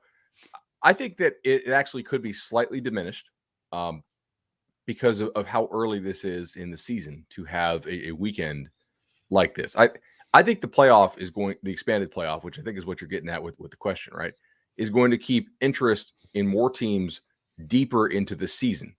Because right now, what you're going to see is some of these teams who lose, the bandwagon fans that are going to drive these crazy ratings for games, they're kind of going to be off, right? Like if Tennessee loses, their fans will be like, all right, well, we still got to play Georgia.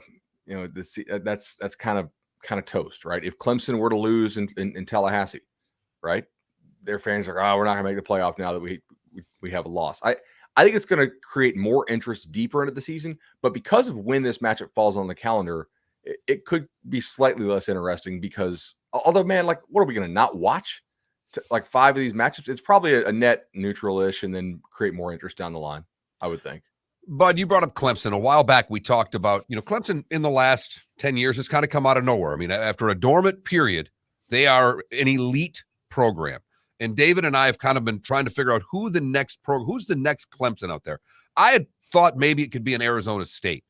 I thought that they had the right place, the Pac-12, and they could get recruits in the campus life there and things of that nature and have the money. Who do you see? If there's someone that's going to break into the big boy college football division that's not there now and never has been there, is there someone you keeping your eye on? For me, it's probably Nebraska. If they get some of their administration stuff right, if they get their alignment right, because we have been hearing that they have a lot of NIL money and that they're really invested in that thing. They're going to get those Big Ten checks. They could maybe decide to play in terms of NIL style at that highest level. And, guys, like I was skeptical. Take a look at Tennessee, right? I was pretty skeptical of the Josh Heupel hire. When that was made, I thought, okay, it's Danny White, the AD, hiring a guy who knows can sell some tickets with a really exciting offense until they get through whatever sanctions might or might not come from the Jeremy Pruitt era. Major questions about his recruiting. Well, now I don't have questions about Tennessee's recruiting because Tennessee's NIL program is just nuts, right? Like, do I think Josh Heupel has materially changed as a recruiter? No, I don't. I think they have great NIL now, and I think that's something that maybe you could apply to Nebraska as well, especially as recruiting gets more national. It's funny, though, Bud, because we've been for the last 15 years talking about all the money that's involved in the Tennessee program. I mean, for the longest time, they had the biggest recruiting budget. Now, kind of because they had to have it because there's not a whole lot of talent within a 200-mile circle. But, you know, Peyton Manning has sent them millions of dollars many times. Has the situation with NIL basically now changed that finally programs that have money has not been the problem? Now, since it's all about money, they can become great again. Yes, I think to some extent that is true. It's also, I think Danny White was a really good hire as an AD, right? I mean, this is a program that had Phil Fulmer as their AD for a little bit, and then kind of a mess before that. Like they kind of ran John Hart out. I thought he was actually a really good AD from prior stops. So they seem to have better alignment now, specifically to Tennessee. But yeah, I do think that some of these programs that have just gobs of money to spend on NIL can get good quick. What are we going to find out in Michigan Penn State on Saturday? Ooh, okay. McCarthy to me is a really talented kid, but he's only played, so he's played Iowa's defense and had a solid game, but I think they realized it was don't turn the ball over. Iowa's not going to score on us. Can he score when they need him to score? Because against Maryland actually moved the ball somewhat on Michigan's defense. So I'll be interested to see if he can do what he really couldn't do against Maryland because they had to just give the ball to Blake Corum a bunch of times. Michigan has a hit on this DN, Iavi Anoma, right, who was a signee for Bama. It didn't work out at Bama. Now he's at Michigan, and now he's playing like the 5-star rating that we put on him back in the day. But I'm really impressed by Penn State's offensive tackle so far this year. I think Penn State actually hit on both of those kids. So that's a really good matchup. And then last year you had Jahan Dotson for Penn State. I like the two kids that Penn State has now, but can they hold up? Can they expose Michigan, whose weakness might be in the back end? I think Penn State's got a shot to win this game, guys. A solid 7-point dog, right? And it's been that way for months, correct? Yeah, it opened, I think, 7 or 8 in the offseason. I actually have my sheet. Guys, it's right here. So from the Superbook, they were, what's this weekend's games date? The 15th? Yep. Yeah, they were 7.5-point dogs at the Superbook back in July. So really both teams, I think, have, like, I was high on both these teams. So when I shot a video about it earlier this week, I said they met expectations. And both Penn State, Michigan fans were like, wait a second, met expectations. And like, we've exceeded them. Like, okay, that's fair. Right. I just like both these teams. Think Penn State's ready? They're young at a lot of spots, not at quarterback, but they're young at a lot of other spots. They had Michigan last year, remember? Mid-fourth quarter, they got a lead, and this was the game where Michigan on the road drove the length of the field, scored to win, kept the season alive. Is Penn State ready to win a game like this? Michigan had to be ready to win this game last year. They were. Is Penn State ready to do it this year? I think they can be. The other thing here, look, we don't know if Trente Jones is going to play. He went down with a not great looking injury against Indiana. That's their starting right tackle, and starting tight end Eric All is not going to play. So going back to the McCarthy thing here, guys, they might have to spread it out a little bit more than they would prefer to do. When things have gotten rocky, they've been leaning on more heavy personnel and more Blake Corum. We'll see. I also wonder, like, how many explosive plays can Penn State hit? Because I do think Manny Diaz will be able to get Michigan off script. But I also think they'll allow some explosives. That's just kind of the trade-off that his defenses typically do, watching him at Miami. So it's going to be fun to watch this one. Oklahoma State and TCU, a combined 10-0. I don't know. Oklahoma's not very good, so I don't know what TCU's done. If you look at their victories, I don't know what it is we're going to find out in this game, really. Is this just a battle of who's going to make it to the next step? Because I don't know if either of these teams are the best team in the Big 12. Yeah, so I have TCU at 28-1 to win the Big 12. From this summer, and I'm really still excited about that. I'm a little bit disappointed in just how damn good Texas looks, guys, because that's probably I need them to slip up another time, just not make the Big 12 title game personally. But I think TCU is pretty good. Max Duggan is a kid who was a 4-sport kid in high school, and he wasn't a 7-on guy. He was a wrestler. I think he threw shot put. He did basketball and football. I think he might have done baseball too at some point. So like a real just a Iowa farm kid who did everything and wasn't really like highly trained quarterback wise. We had him in Elite 11 a long time ago, and it just has taken him a long time to develop. In fact, he wasn't even that good in camp apparently. Like they were starting Morris over him. If you remember, like he didn't even play in that Colorado game until Morris got smoked. So he's 23 years old now. Like that's a grown man, and he understands, I think, how to play college football now. TCU has a lot of speed, but I've talked to some guys who have played TCU so far this year, and they think TCU is gettable along the lines of scrimmage. They just think they're really well coached on offense, and Joe Gillespie on defense, the guy they stole from Tulsa to be their DC, is a really good DC. So we'll see how much he's able to confuse Spencer Sanders.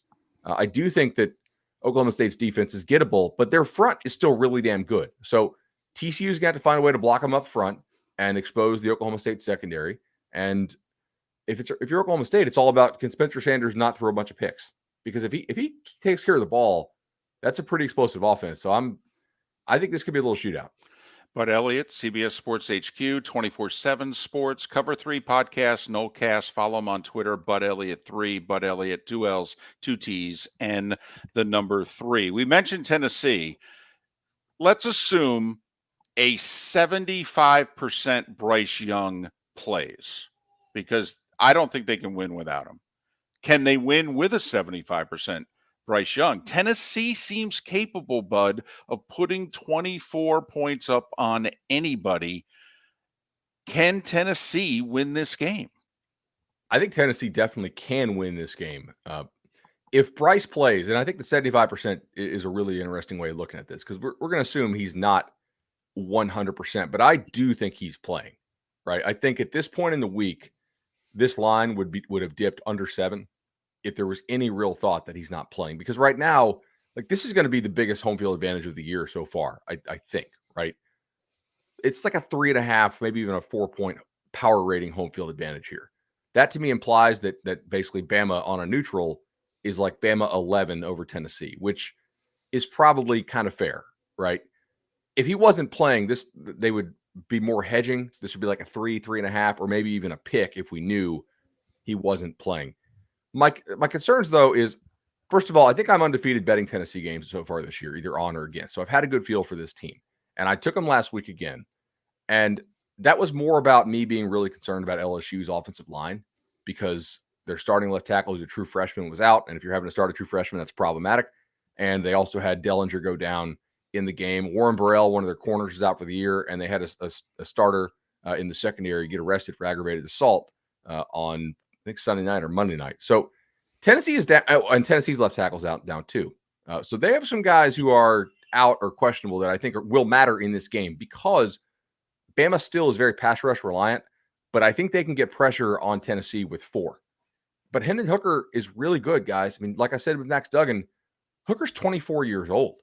Like that's just kind of a different animal when you got somebody who just is not going to panic in the pocket and just stay in control. They should be getting their receiver back.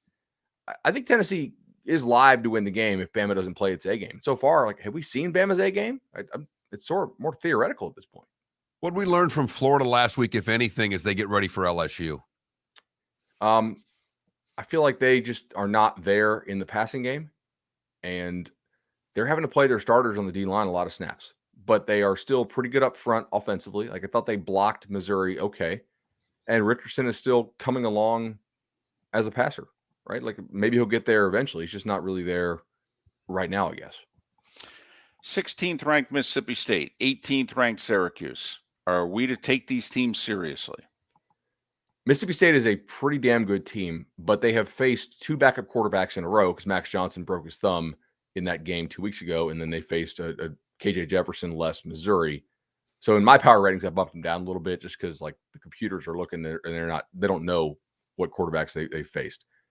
Syracuse is not a top 25 power team to me. They're a good team. with a couple of breaks so far, they're vastly improved over last year. Dino's going to keep his job. They're kind of more in that like 25-35 range. Florida State's just a 3.5-point dog against Clemson. That number jumps off the page at me. That doesn't even seem right. Florida State, a lot more live dog than we think, huh? I don't know if they're more live than 3.5, but it definitely, it surprised me a little bit as well. FSU is, had real problems blocking people since they've just lost 2 and 3 offensive linemen who are starters. I think the key in this game, which guys is Clemson getting back in the secondary? They've played about 3 weeks in a row now with a bunch of guys out there. Like they've been playing a linebacker at safety. Not a lot of teams have been able to exploit them. FSU does have some pretty dynamic receivers this year if they catch the ball. If Clemson gets those guys back, I think this number is short. If they don't get those guys back, I think the number is appropriate. So I'm just kind of waiting to see what kind of inkling we're going to get. Now, they are getting Brzee and Thomas back in this game up front, which I think Clemson will be able to do some things to FSU defensively that Wake and NC State tried to do, but I think Clemson could do it better with their front. But we got about 90 seconds. Yeah. Do you think that how Florida State lost last week impacts them going forward? I think it could. Yeah. I mean, you need to be able to make sure you keep your trust in your players. Like we saw Jordan Travis, pretty upset on the sidelines. He kind of blew off Mike Norvell there. I think he was mad at his receiver who kind of quit on the route and didn't run it to the right spot. But they've been a pretty good bounce back team. Like they really haven't kept going into a funk. So we'll see. I don't think it'll crush them. You buying USC? 30 seconds. I just don't buy Utah this year. So I guess I have to keep buying USC. I really thought I'd be betting Utah in this spot, but then they come out a 3.5-point favorite. So I'm on USC small. Yeah, after giving up 42, that number surprised me as well. But as always, we appreciate the time. Thank you very much. We'll do it again next week. Great weekend, guys. Bud Elliott, CBS Sports HQ, 24/7 Sports, the Cover 3 podcast, the Nolecast. Can't believe he can make time for us. I know. Busy man. Every week. Seems to like us. We fooled another one, Mark.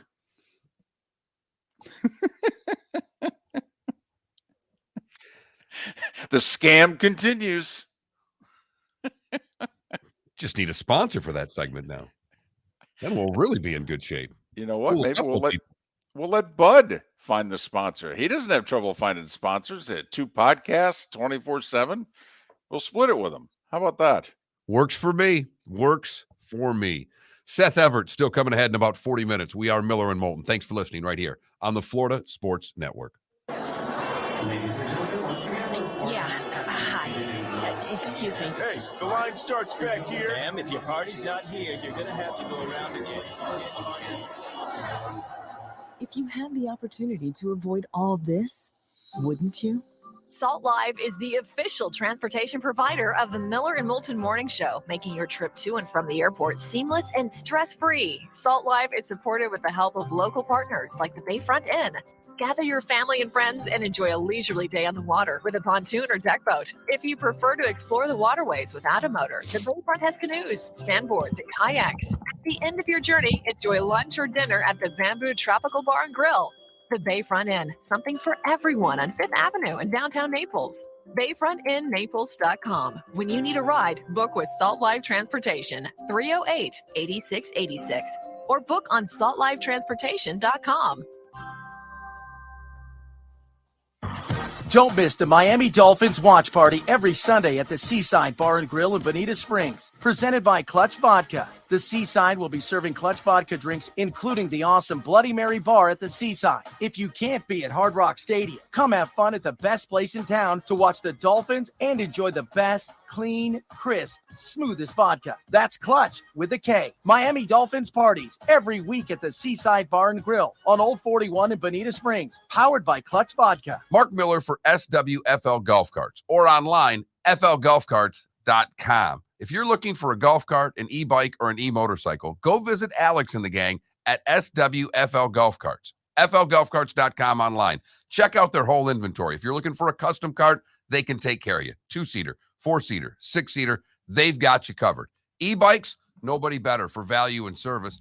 E-motorcycles, check them out. Again, flgolfcarts.com. flgolfcarts.com. Miller and Moulton here for the Clutch Vodka Play of the Day. Mark, remember Nick Charles, Fred Hickman, the CNN play of the day? Yeah, CNN did a nightly sports show. That was a while ago. Yes, it was. Just work with me. Everyone liked the pod, the play of the day. So how about we have the Clutch Vodka play of the day? Sounds good. Fun. Smooth. Like Clutch Vodka. Listen weekday mornings for the Clutch Vodka play of the day. That's Clutch with a K. David Moulton for Napa, Napa Auto Parts, and Napa Filters. Insist on Napa filters for your vehicles, or if you're a do-it-yourselfer, only buy Napa filters. Napa has a filter for almost anything on earth that moves, whether it's motorcycles, foreign and domestic cars, vans, SUVs, earth-moving equipment. You get the idea. Napa Auto Parts, Napa filters. Insist on them for your vehicles, or if you're a do-it-yourselfer, only buy Napa filters. You are listening to Miller and Moulton on the Florida Sports Network.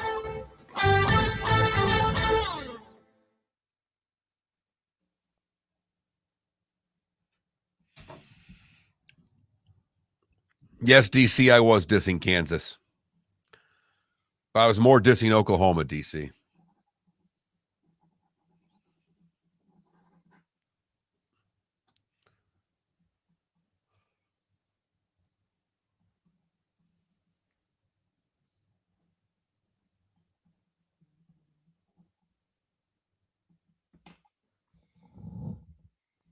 $899 followers. Someone's got to smash that follow button on Twitch that hasn't smashed it before. Thank you, Stan the Man, if you're still in there.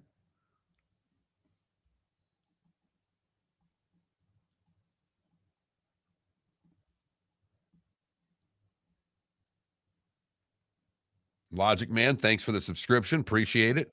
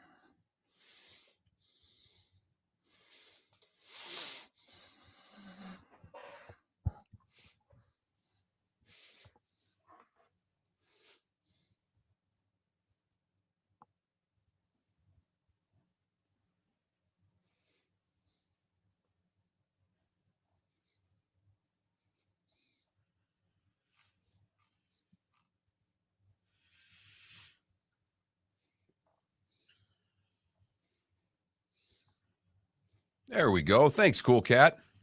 That's what I'm talking about. 900 followers. Thank you. Oh, really? Yeah, we just hit 900. If it were 9,000, we'd actually make some money on this app.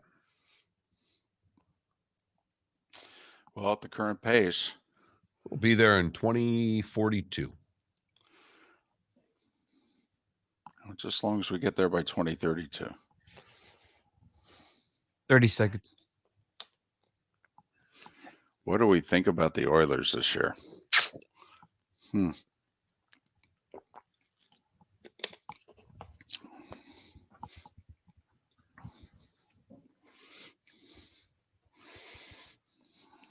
15. Nice.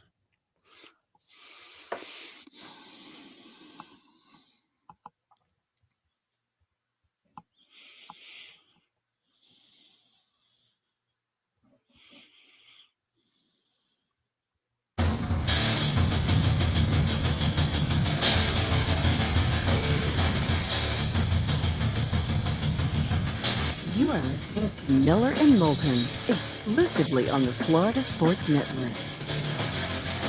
And now here's Mark Miller and David Moulton. And just like that, it's the 8 o'clock hour of Miller and Moulton on a hump day. Thanks so much for being with us. Florida Sports Network, floridasportsnetwork.com. Seth Everett to join us coming up in about 35 minutes time. It's funny, by the way, he has to pay attention to the baseball playoffs because he may be covering the LCSs. He could be covering both of them, in fact, because he's got credentials for both the Yankees and the Phillies.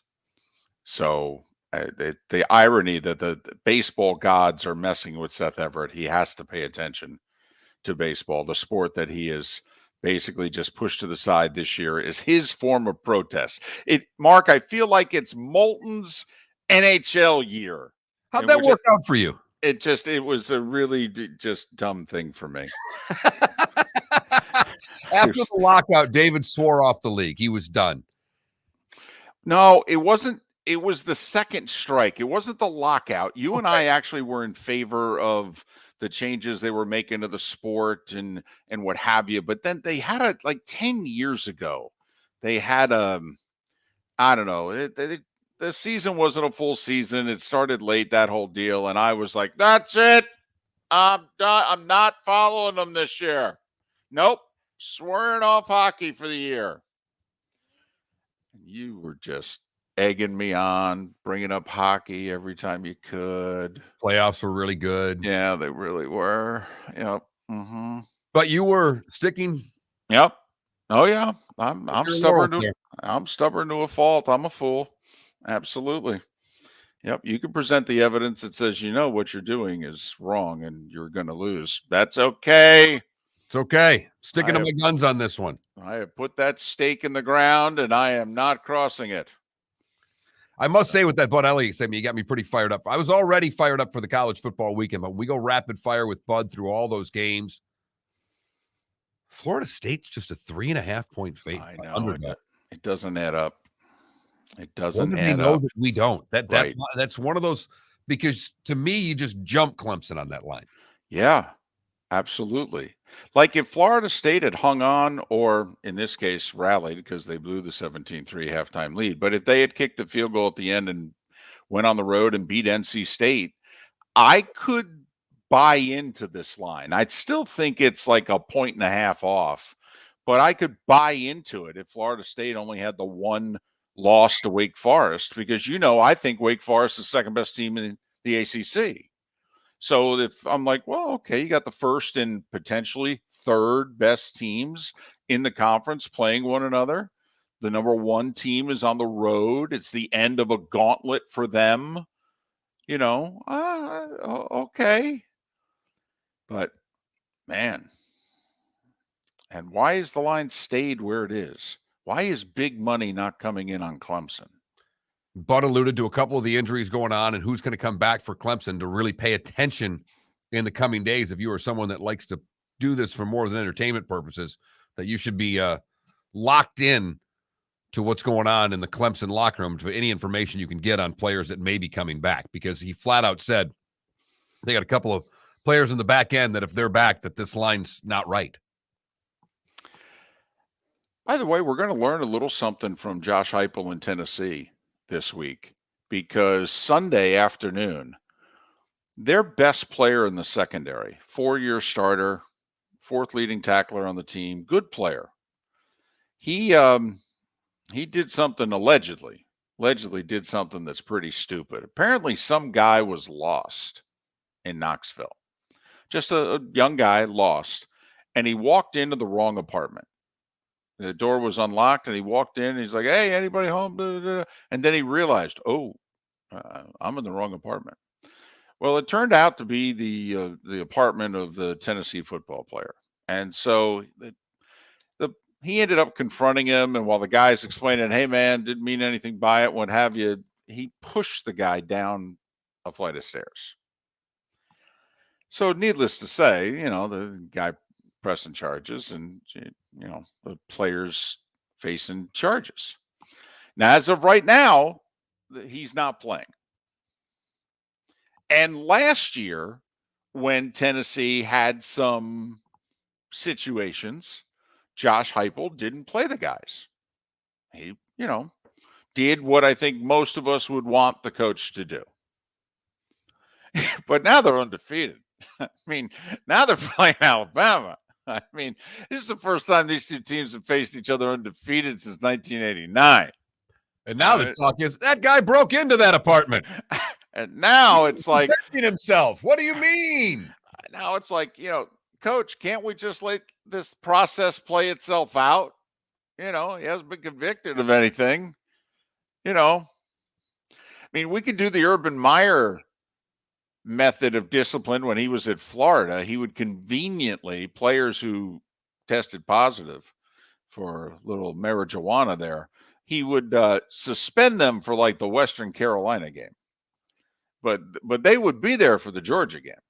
And it didn't matter when failed the test and all that. It's just conveniently the discipline was against, somebody they were a 30-point favorite against. And so, I mean, they still got Vandy coming up, right? I mean, but a little marijuana charge that we don't know about, that's a test that only the coaching staff knows, is a little different than an assault charge that's been filed. It's a little tougher to get around that. It is, but Mark, it's an allegation. I mean, this thing hasn't, and I'm being very tongue-in-cheek here, but that you do know there's a part of me that as coach, I would be one way or the other. I wouldn't be middle ground on this. I would either be everybody plays until it's adjudicated. So just because someone is accused doesn't mean they don't play. Or I would say to the team, I don't know what to tell you. We put you up on a pedestal. All right. And we give you a lot. And in fact, now we're even giving you money above board. Okay. So with the attention, with the special housing and the special food and all the accolades that comes with it, you don't get to play by the same rules as the rest of society. Unfortunately, you put yourself in a tricky spot and you get accused of something, you're not going to play, because I have to put the front of the jersey ahead of the back of the jersey. It really would be one or the other with me. I would either just say, hey, until this thing adjudicates itself out, he's merely accused of something. What do you want me to do? Or I'd go the other way and say, I got to play it safe. I'm representing the university. Would like to think that we would go that way. But until you're a coach of a major college program, how can you actually say what direction you would go in? Well, and once again, it's real easy for me to stand up there at the podium, walking in the door, going, we're going to clean things up and dip. And then a year and a half in, wait, we're undefeated, 8th in the country. We're hosting Alabama. Round everybody up. Well, so-and-so's in trouble. Not this week, he's not. Round him up. I can sit him down the road. Not this week. So I'll just be curious how that plays out. Is this, by the way, a very dangerous week for a Florida Gator fan? Like, I'm curious, Gator fan, you haven't had to take Tennessee seriously for most of the last 15 years. There was a moment there under Butch Jones, 2015, 2016, in which Butch actually looked like he was building a 10-win Tennessee again. He was right there. The one year they even beat both Florida and Georgia in the same year, yet still managed not to go to Atlanta. It's a hell of a gift Tennessee's had the last 15 years. Well, it also doesn't help when they have to play Alabama every year. That is a tough crossover. It really is. I mean, even Gator fan has to acknowledge our crossover's tough. It ain't you tough. So, but I'm wondering, does Gator fan think that this is, listen, we need a year to catch up. We're going to be fine, and I'm not worried about Tennessee at all. Or, Mark, Josh Heupel inherited A mess, and B, he had like his 6 best players all transfer a year and a half ago when he walked in the door. And now they look pretty good. Now they don't look great, and they're not great. You know, they're in that second tier that we've talked about. However many teams are in that top tier, 4, 5, 6, whatever. They ain't there. But they're pretty good. And on one side of the ball, you could argue they are there. Yeah. I mean, that offense is right there with any offense in they can play with anybody in scoring points. The problem is their defense is a bit of a sieve. Yeah. And now they took advantage of, LSU's struggles and played their best game of the year. They also played it coming off a bye week. But I'm just curious, is Gator fan actually taking Tennessee seriously?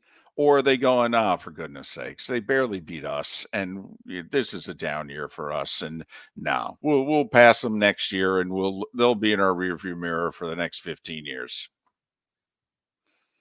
Because, I mean, think about it. You have a whole generation of Gator fans who have not had to take Tennessee seriously. When, up until then, Tennessee was the team they took seriously, and they patted Georgia on the head. I mean, David, you have a whole generation of Gator fan that did the same thing with Georgia for a while and Tennessee. They aren't used to this position. I mean, they're third, maybe in the East right now. Yeah, they lost to Kentucky, so they're probably fourth. But yes. Yes. In their heads, they don't even acknowledge that they could be fourth. Right. They're having a difficult time acknowledging they're third. But come Monday, I mean, they've got we don't know. LSU can play a touch of defense. They're pretty stout up front. Florida likes to run the ball. The receivers aren't very good. I'll tell you what, come Monday morning, they could be. I think Florida's got to quit worrying about Tennessee, worry about themselves. Let's see if we can win 2 SEC games in a row. That would be a hell of an accomplishment right now. So I'm just curious, Gator fan, do you think, and this is a dangerous statement to say, Mark, we've said it, did Miami back? Is Nebraska back? Is USC back? But just curious, does anybody think Tennessee is, dare I say, back? I don't. I think they could be on their way back, but we're a long ways away from being back. 1 year does not make you back. 1 year can go south the next year really quickly. We've seen it happen to too many teams. And Tennessee needs to have a little staying power. Do this again before we start making claims of being back. Miller and Moulton, we will be back in just a moment right here on the Florida Sports Network. Miller and Moulton See here. what you did there. The play of the day. Mark, remember Nick Charles, Fred Hickman, the CNN play of the day? Yeah, CNN did a nightly sports show. That was a while ago. Yes, it was. Everyone liked the pod, the play of the day. So how about we have the Clutch Vodka play of the day? Sounds good. Fun. Smooth. Like Clutch Vodka. Listen weekday mornings for the Clutch Vodka play of the day. That's Clutch with a K. Ladies and gentlemen, once again. Yeah. Hi. Excuse me. Hey, the line starts back here. Ma'am, if your party's not here, you're going to have to go around and get it. If you had the opportunity to avoid all this, wouldn't you? Salt Live is the official transportation provider of the Miller and Moulton Morning Show, making your trip to and from the airport seamless and stress-free. Salt Live is supported with the help of local partners like the Bayfront Inn. Gather your family and friends and enjoy a leisurely day on the water with a pontoon or deck boat. If you prefer to explore the waterways without a motor, the Bayfront has canoes, standboards, and kayaks. At the end of your journey, enjoy lunch or dinner at the Bamboo Tropical Bar and Grill. The Bayfront Inn, something for everyone on 5th Avenue in downtown Naples. BayfrontInNaples.com. When you need a ride, book with Salt Live Transportation, 308-8686, or book on saltlivetransportation.com. Mark Miller for SWFL Golf Carts or online, flgolfcarts.com. If you're looking for a golf cart, an e-bike, or an e-motorcycle, go visit Alex and the gang at SWFL Golf Carts. flgolfcarts.com online. Check out their whole inventory. If you're looking for a custom cart, they can take care of you. 2-seater, 4-seater, 6-seater, they've got you covered. E-bikes, nobody better for value and service. E-motorcycles, check them out. Again, flgolfcarts.com. flgolfcarts.com. You You are listening to Miller and Moulton on the Florida Sports Network.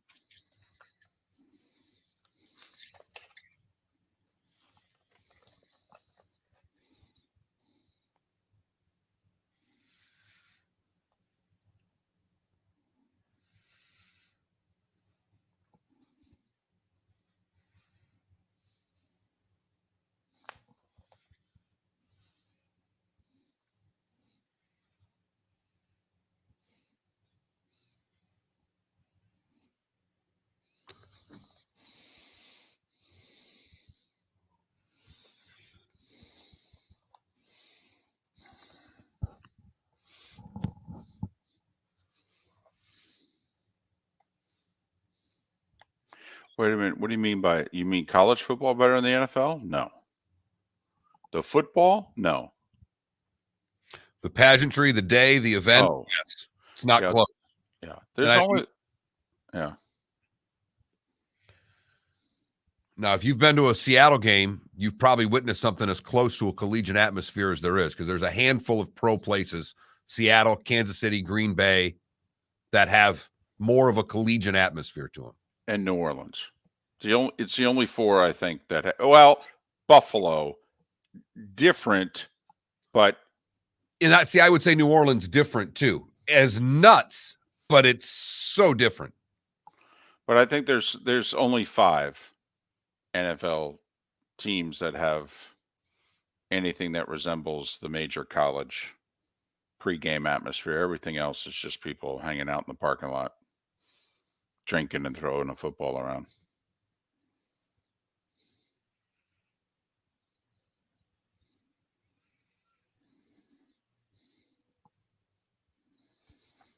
Not that there's anything wrong with that.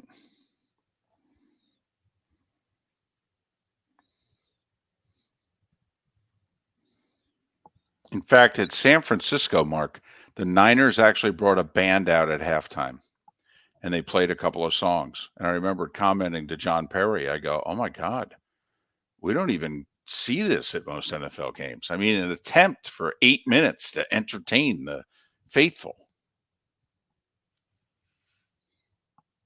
Wait a minute, you do too tailgate in Canada. I've seen pictures from Flames games. Your Edmonton Oilers don't, but the Calgary Flames tailgate like a son of a gun.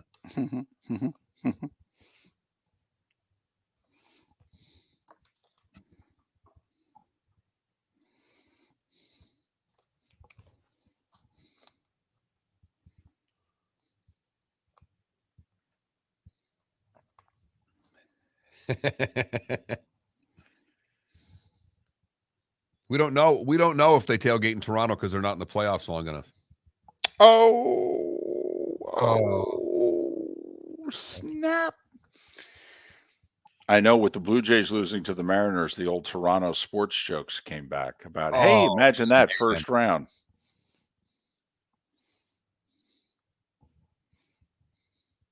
Ten seconds.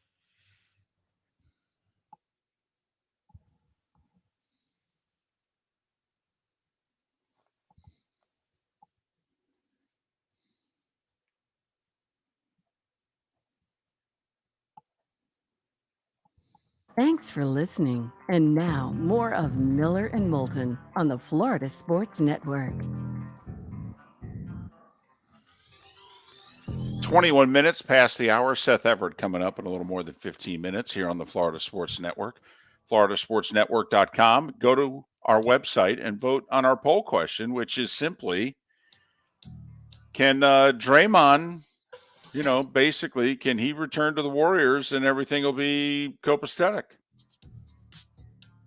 Yay or nay, right? That's basically our question, isn't it? Yeah, that's it. And right now, the yays have a definite lead over the nays. About 63% of you are saying the Warriors should keep Green. He's got 1 year left, right? Yes. This year. And he knows at age 33 that, hey, whatever he's signing next is probably his last payday. And to what degree is he going to get paid? And before the fight with teammate Jordan Poole, he was saying, hey, I've earned a max contract. Well, I mean, Steph's got a max contract and Klay Thompson's got pretty darn close to a max contract. I mean, are we sure about this? But do you believe what I do? And we'll not spend a whole lot more time on this, but do you believe that I do that the Warriors leaked that video? 100%. 100%. Which, if true, is unbelievably telling. I mean, if you're Draymond and in his circle, if you believe that they leaked that video, then you know your days there are numbered. Whether it's the deadline, whether it's not getting re-signed, whatever the case may be, I think if you're Draymond, you know this is your last season in Golden State. He's not getting a max deal with them. Oh, well, that was laughable. I mean, it was. Felipe described Draymond perfectly. He's a great Swiss Army knife. He really is. He's a tremendous all-around player. At this stage of his career, he's not great at anything. And he's certainly an offensive liability. You don't think he's great at defense? Not anymore. No, I don't think he's a great defensive player anymore. Remember, the word is great. All right. Is he good to very good? Yes. Now, do you think he's a smart defender? Because it doesn't take away. His head's not gone, and he's still a really smart player. But again, the word you used was great. And I don't think he's a great defender anymore. But I think him being such a smart defender is what makes him such a great defender. Now, he's very valuable to them defensively with their potentially lack of size if, Wiseman's not on the floor and all that. Okay, he has, you could argue he has great value to them on that end of the floor. Okay, because also he's willing to defend. But I don't think he's a great defender. I mean, Draymond was damn near, you could put him on anybody for 5-6 years. I mean, it didn't matter the switch and what have you. They just put Draymond on you. Okay, that ain't the case anymore. Look, David, I get he's not in his 20s anymore, but I still think you can. Okay. I still do. He averaged 7, 7, and 7 last year. Right. Yeah, and you used the word great. How many other players average 7, 7, and 7? Well, but also that's the role that they asked him to. They asked him to distribute. They've got enough people who can distribute, in my opinion, that they can sit him on the bench. I mean, Felipe, come on. You can't be great and at the key moment of the season be put on the bench. I'm sorry. He ain't that player anymore. When they were facing, the Celtics were 6 minutes away from a title. It may have been game 4 and they were only up 2-1, but we all knew if the Celtics closed out game 4, that series was over. And when trailing by 6, Kerr put him on the bench. Well, game 4 was the Steph Curry game. Right. But the bottom line is it took him off the floor. If you're a great player, you don't come off the floor down 6 in the fourth quarter. You don't. So Right. He was horrible offensively. A liability. He was. But no one guarded him. They just left him out there and said, give Draymond the ball and see if he'll shoot. And we certainly hope that he will. And so Miller and Moulton believe that the Warriors leaked the video. And therefore, we conclude that they're moving on from him. It's just a matter of how and when. And it's smart, by the way, as an organization, not to cut him now and get nothing for him. And by the way, you cut him, all that money's on your cap. You can't do anything with it. And if you're the Warriors, if you can trade Draymond to the Lakers or somewhere else at midseason, you can get assets for it. You could get picks. You could get comparable, some role players of some kind. So it's smart that they're not going to just throw him out on the street, even if they want to. And even bringing him back, because right now he's a little more damaged goods with the fight. You don't know what you're getting. Let him come play. Let him show that he can adapt to the team, and then you can deal him at the deadline. But if anything, I don't think this means that if they keep him the whole year, they want to make one more run at it. I don't think they re-sign him. Plus, let's be honest. The president, Bob Myers, and Steve Kerr went to Steph, and they said, so, what do you think? Can you live with Draymond? Do you think we still need him? And Steph said, yeah, we need him to win. Oh, okay, we'll keep him. Just to let you know, though, we may get rid of him. And Steph probably said, I understand. But I'll bet you Steph went to bat for his guy. I would agree. I would agree with that 100%. And to a point you made earlier, David, I don't think they're contenders without Draymond Green. I mean, they could get something valuable for Draymond Green, but the chemistry that he has built and the leadership that he has built in the Warriors, it's hard to fill in that void. That's all in question now, Felipe. He just punched a player in the mouth. You're right. So how are you going to be able to lead a team when one of the guys despises you? And it's an important guy on the team. So all of your talk of leadership and all of the goodwill that you speak of went away when he punched Poole in the mouth. Also, Felipe, I do think now even Steph and Clay and Steve Kerr look at Draymond differently. I mean, I think they believe what you do in terms of he could be very valuable to us on the court. I don't think Draymond is gathering the guys together anymore doing the talking. I think that ended when he punched Poole in the face. That's now Steph or Clay's job. And it was to your point, it was Draymond's job 2 years ago. I don't know if it was last year, but it is not. He lost valuable leadership qualities by punching someone. And Felipe, you can relate to this because who do the Heat keep around? Udonis Haslem, who literally can go an entire season without playing, and yet he's viewed as the leader of the team. Who did the Warriors bring back for one more year? Andre Iguodala. He's the exact same player. And Iguodala, I'm sure, is looking at Draymond going, dude, you're lucky you still have a job. Shut up.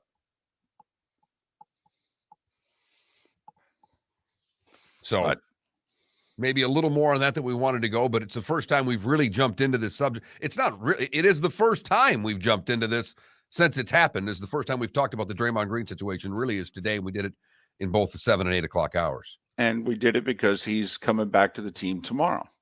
And the season begins, what, Tuesday? Right. And we don't typically have video of a player punching another player in the face. Right.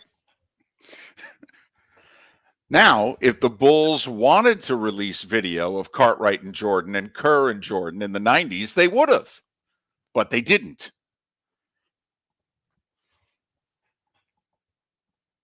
The word was, but legend has it that Bill Cartwright grabbed Jordan by the throat and put him up against the basketball stanchion and said, if you do it again, you'll never walk.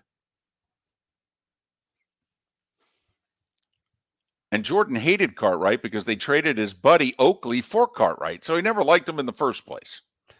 Miller and Moulton. We like Seth Everett. He's next on the Florida Sports Network.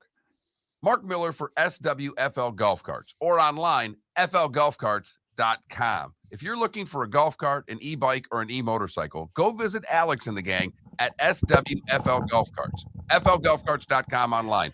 Check out their whole inventory. If you're looking for a custom cart, they can take care of you. 2-seater, 4-seater, 6-seater, they've got you covered. E-bikes, nobody better for value and service. E-motorcycles, check them out. Again, FLGolfCarts.com. FLGolfCarts.com.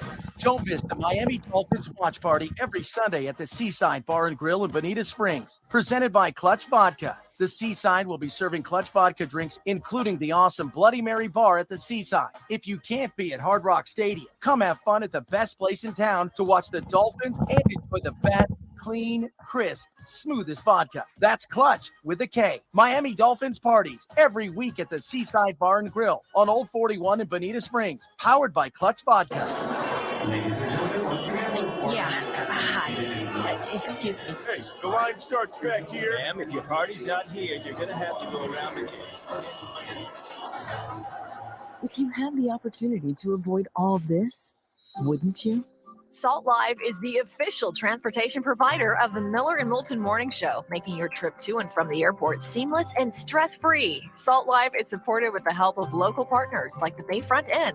Gather your family and friends and enjoy a leisurely day on the water with a pontoon or deck boat. If you prefer to explore the waterways without a motor, the Bayfront has canoes, standboards, and kayaks. At the end of your journey, enjoy lunch or dinner at the Bamboo Tropical Bar and Grill. The Bayfront Inn, something for everyone on 5th Avenue in downtown Naples. BayfrontInNaples.com. When you need a ride, book with Salt Live Transportation, 308-8686, or book on saltlivetransportation.com.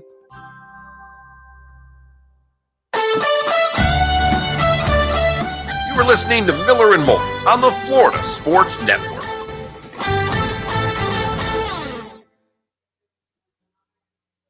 Yo. Hi, Seth. I'll take a vodka tonic. Are you a flight attendant today? Is that what?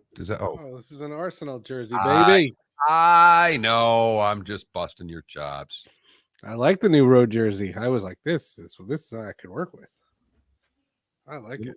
A little old to be wearing jerseys. Hey, man. Not on this show. I wear it for the 2 hours in the game, and if they play at 7 a.m., I'm the only one wearing it. I'm the only one cheering. Everyone's asleep, and I take it off after the game. So you are now, I mean, you get up early. Do you set alarms for these games on the weekend or? No, on the weekend I'm up. Okay. On the weekend, it breaks up the monotony of that shift because there's never live sports going on at that time. Usually it's a lot of Netflix catch up. Seth, what's your favorite basketball jersey if you own any? Basketball jersey. I have a Seattle Supersonics. I was going to say warm-up shirt. That was just that's easy. And I have a Denver Nuggets Antonio McDyess signed jersey. Ooh. Is it the rainbow one? No, just light blue, baby blue. No, it's dark blue. Oh, the one that has like nuggets in cursive, kind of. Yep. Yeah. It was that was a brutal year, but a lot of fun.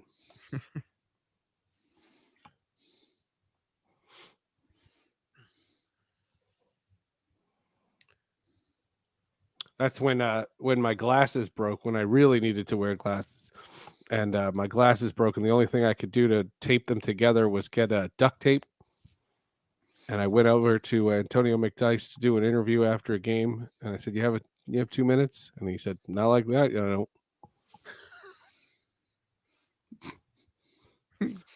So I took I was blind at that point.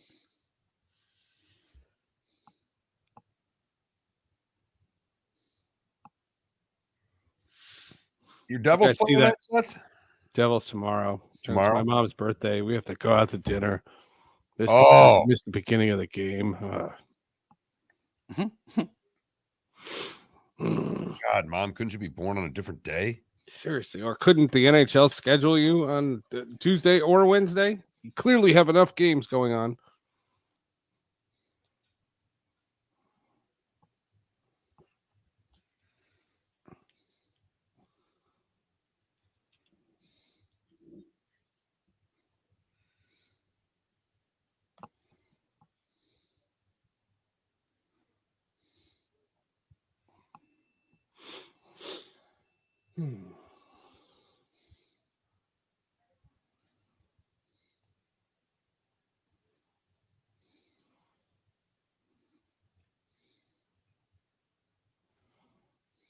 Have you guys been bagging on Costas? Why? A lot of people on social media were bagging, saying Costas was talking too much. He did talk a lot. Oh, he was talking dirty. Well, he was ripping the sport, and I thought that was hysterical because if that's my first inning live that I watched, and he's literally just lambasting the sport, I thought Ripped it was funny. analytics several times. Yeah, he ripped analytics. Yep. He talked about how the rules are going to be different next year. Don't worry about this shift because next year won't be a shift. Yep. Like he just went right into it. And I was like, where's my remote?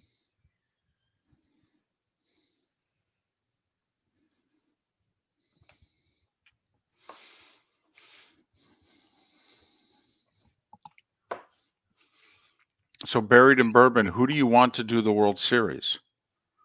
Like what announcers? Because obviously, if you take it away from Fox, that means no Joe Davis and Joe John Davis Smoltz. is the Dodgers guy, right? Correct. Yeah. Who's not doing the Dodgers series? Who's doing the Braves Philly series? Right. That's good. That's smart. 30 seconds. I was gonna watch Yankees I was gonna watch one of them, and it was Michael Kay and A-Rod. I was like, no thanks. That was ESPN. A-Rod sucks. I actually thought he and Michael Kay were fine when I watched. I'd like to punch both of them in the nose. We're coming back. Yeah, I'm sure they feel the same about you. Yep.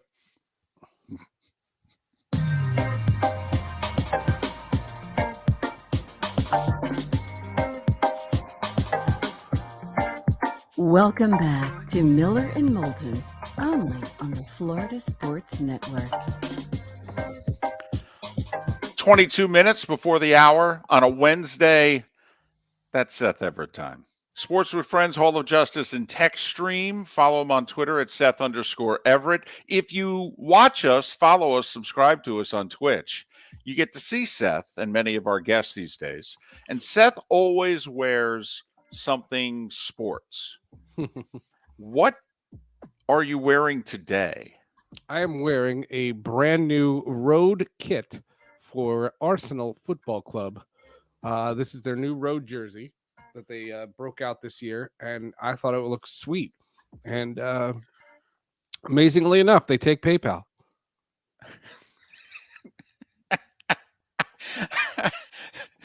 But the reason I asked is one of our pet peeves is when we watch a team on television and at first glance, I don't know who they are. Okay. And hold on, I'm looking at you. What do I see? I see an Adidas ad. Mm-hmm. I see an ad for Emirates. Yep. All right. Fly better. Right. And I don't know what that thing is over your visit Rwanda. Right. There's Visit Rwanda on your left sleeve. Right. Well, they'll take money anywhere.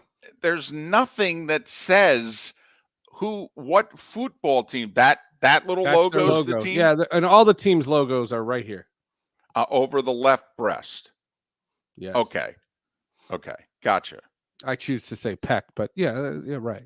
Well, you have to have one. I thank you for getting there first, David. I'm just throwing. I mean, he's serving them up underhanded right now, and Moulton is taking batting practice. Okay, but Mark, how many years do you think it is until one of the major North American sports leagues has their jersey look like the one that Seth is wearing sitting at home? Well, what hockey started with the ads on the helmets. Yeah. Baseball has logos.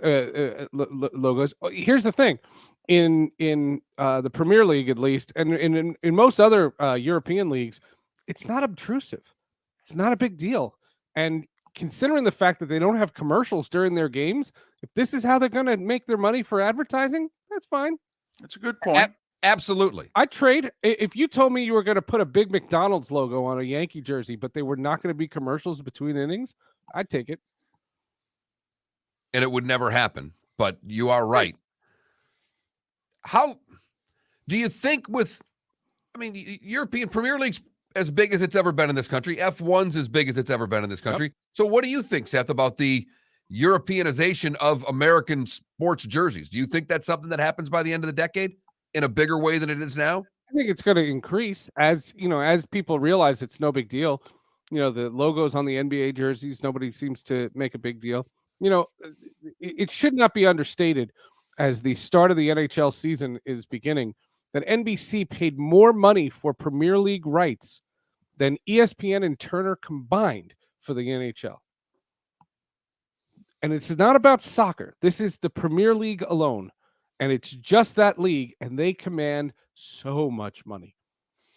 For the record, Turner and ESPN, I believe it's around 660 million, ESPN 400 million a year, and Turner, I think just over $250 million. And yes, the Premier League got what, like 50 million more just from NBC, just for the Premier League. Just for the Premier League. And for $4.99, you can subscribe on Peacock, and you get every game. It's remarkable. Their coverage is so smart, too. The way they go to a different play-by-play announcer. Again, you never see them. You don't even know. I don't even know if they don't farm that broadcast out. And then they have an American guy, 2 British guys, and Rebecca Lowe, who is brilliant as a television host. And they talk for about 6 minutes during halftime. Halftime is 15 minutes. 8 of them are commercials, or 8 or 9 minutes are commercials, which is fine because you get up, go to the bathroom, get a drink, do whatever you're going to do, and then you come back, and there will not be another commercial until that game ends. Did you play soccer growing up, Seth? I mean, when I was 8. So, but you didn't play like through high school or anything like that? No.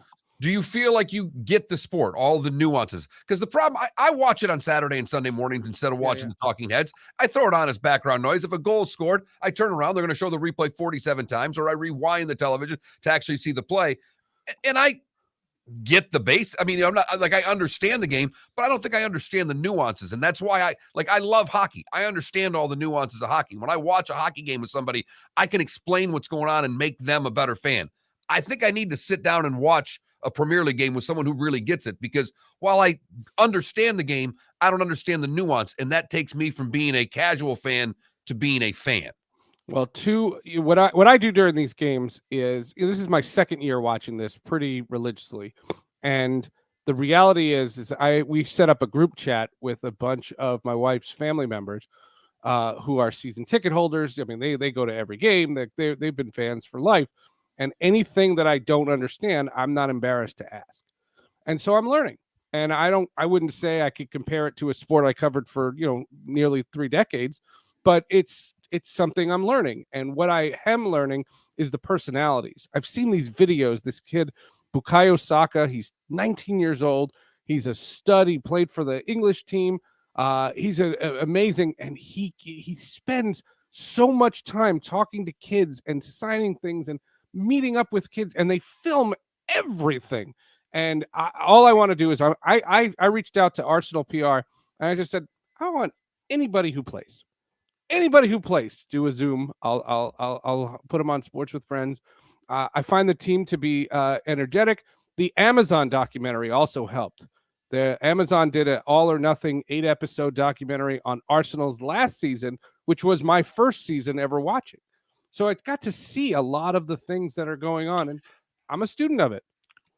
Of the major sports in this country, and obviously NASCAR, the cars have been billboards forever, and the drivers' suits, when they get out, you see they are also billboards, and they switch hats when given interviews and all that. But you don't see the driver during the race; you just see the car. But of the major sports, the one that generates the least amount of revenue is the NHL. And so I would think, Seth, that if we're going to see jerseys become semi-walking billboards, also, and I think Mark can back me up on this, the NHL has the least amount of commercial time during a period. I think they have like 2 big commercial breaks, and that's it. So I would think if we're going to see a major North American sport look like the Premier League jerseys, I would think it'd be the NHL. Well, the evidence of that would be the time spent viewing stat, which is that the NHL, while they don't have the numbers that NFL or NBA or even MLB has, what they have is the longest time spent viewing. Meaning, when someone tunes into a hockey game, they stay the longest, and that helps their billboards. That's helped them sell stuff on the ice and all kinds of different things. It's pretty remarkable. I will note the new ad for the Devil's Road helmet is for a company called Legrand Coffee, which was formed by former Rutgers player Eric Legrand. You guys know his story. Yeah, he was paralyzed. paralyzed and has reinvented himself 100-fold. And he has this new coffee company in downtown Newark, and they made a partnership. And the Legrand Coffee is going to be on the Devils helmets on the road games. I think it's brilliant. He's Seth Everett. Sports with Friends, Hall of Justice, and Tech Stream are his 3 weekly podcasts that we're willing to promote. The others, not so much. We follow Seth on Twitter at Seth_Everett. Seth, the baseball playoffs started when we began our relationship with you. It was a baseball one. This wild thing happened, and I don't know how much of the wild card round that you wanted. I even tweeted out at one point, when you start putting the ball in play, it's amazing what happens. There's been pressure on defense. There have been errors. There have been good plays. All of a sudden in the postseason, the game does revert a little closer to the game that you once watched, Seth. Well, the one thing that I would say from a criticism standpoint is I don't like this wild card round from the standpoint of I don't like the teams that get the bye to have that many days off. I think there's there's no evidence. I mean, the Braves would have lost anyway. I just get the sense that I don't like it. I think that round literally feels like it's ESPN forced it down your throats. All right, stop for a second before you go any further. Obviously, they used to do a 1-game thing. Yeah. The owners said they didn't like it. Okay, I understand, but the owners said they didn't like it and that we needed more. Play 162 games. I don't like it decided with 1. So then they said, let's do 3. They said, okay. If, let's just say, some of these teams with buys don't fare well, okay, and they decide, do you think baseball would ever go soccer and do a 2-game and then do the aggregate score? Aggregate score? No, and I'm being serious. If the layoff is the problem, okay, but one game is a problem. Do you ever think a major sport in this country would do the 2-game, and if it's 1-1, we go to aggregate score? They don't have enough foresight for something cool like that. That would be great. If they could do that, that would be amazing. The problem that they have is ESPN, when they renegotiated their deal, said less regular season, but we want this wild card round. And baseball just said, sure. What do you want? If ESPN said it was going to be an 8-game series, they'd sign for it. Baseball doesn't care. Baseball's goal here is not to fix their postseason. Their goal was just to get money from television networks. Well, and I don't know if their postseason needs to be fixed. Well, I thought the postseason was actually perfect right before this COVID stuff when they added this round. I think this round is weird, and I'm not a fan of it. I like the idea of, to me, it diminishes the regular season because more teams make it. I don't know. I didn't even hear, and I guess I'm different than you because the wild card round to me almost is not like a playoff round. I don't even take the winners as winning a round. Like I don't like the play-in games of the NCAA tournament. Yes. Yeah, maybe. And maybe it's only because one of the 4 series went 3 games. It's like, okay, these are all over. Thanks. Appreciate you coming out. Yeah. I like that Toronto game where they were up 8-1. How many people shut it off? And watching the Mets lose is never bad. Here we go. Now we're getting to the heart of the matter, right? Max Scherzer pitched well. Yeah, for $1.5 million a game, he certainly did. Did you hear what he said? Did you hear what he said after the loss? I couldn't hear it through all the boos. He said, "Boy, this is a kick in the blank." Yes. I was like, yes, yeah, no kidding. Well, losing, it certainly is. Sports with Friends, Hall of Justice, Tech Stream. Got anything interesting? Yes, very interesting. For Sports with Friends, Jeff Baker from the Seattle Times He is the guy who covered from the minute the Seattle Supersonics left for Oklahoma City, Seattle's quest to get an arena built and a team. But the team that they were targeting was an NBA team, and how the NHL got involved, and then throw in all the COVID delays and throw in all the streaming issues.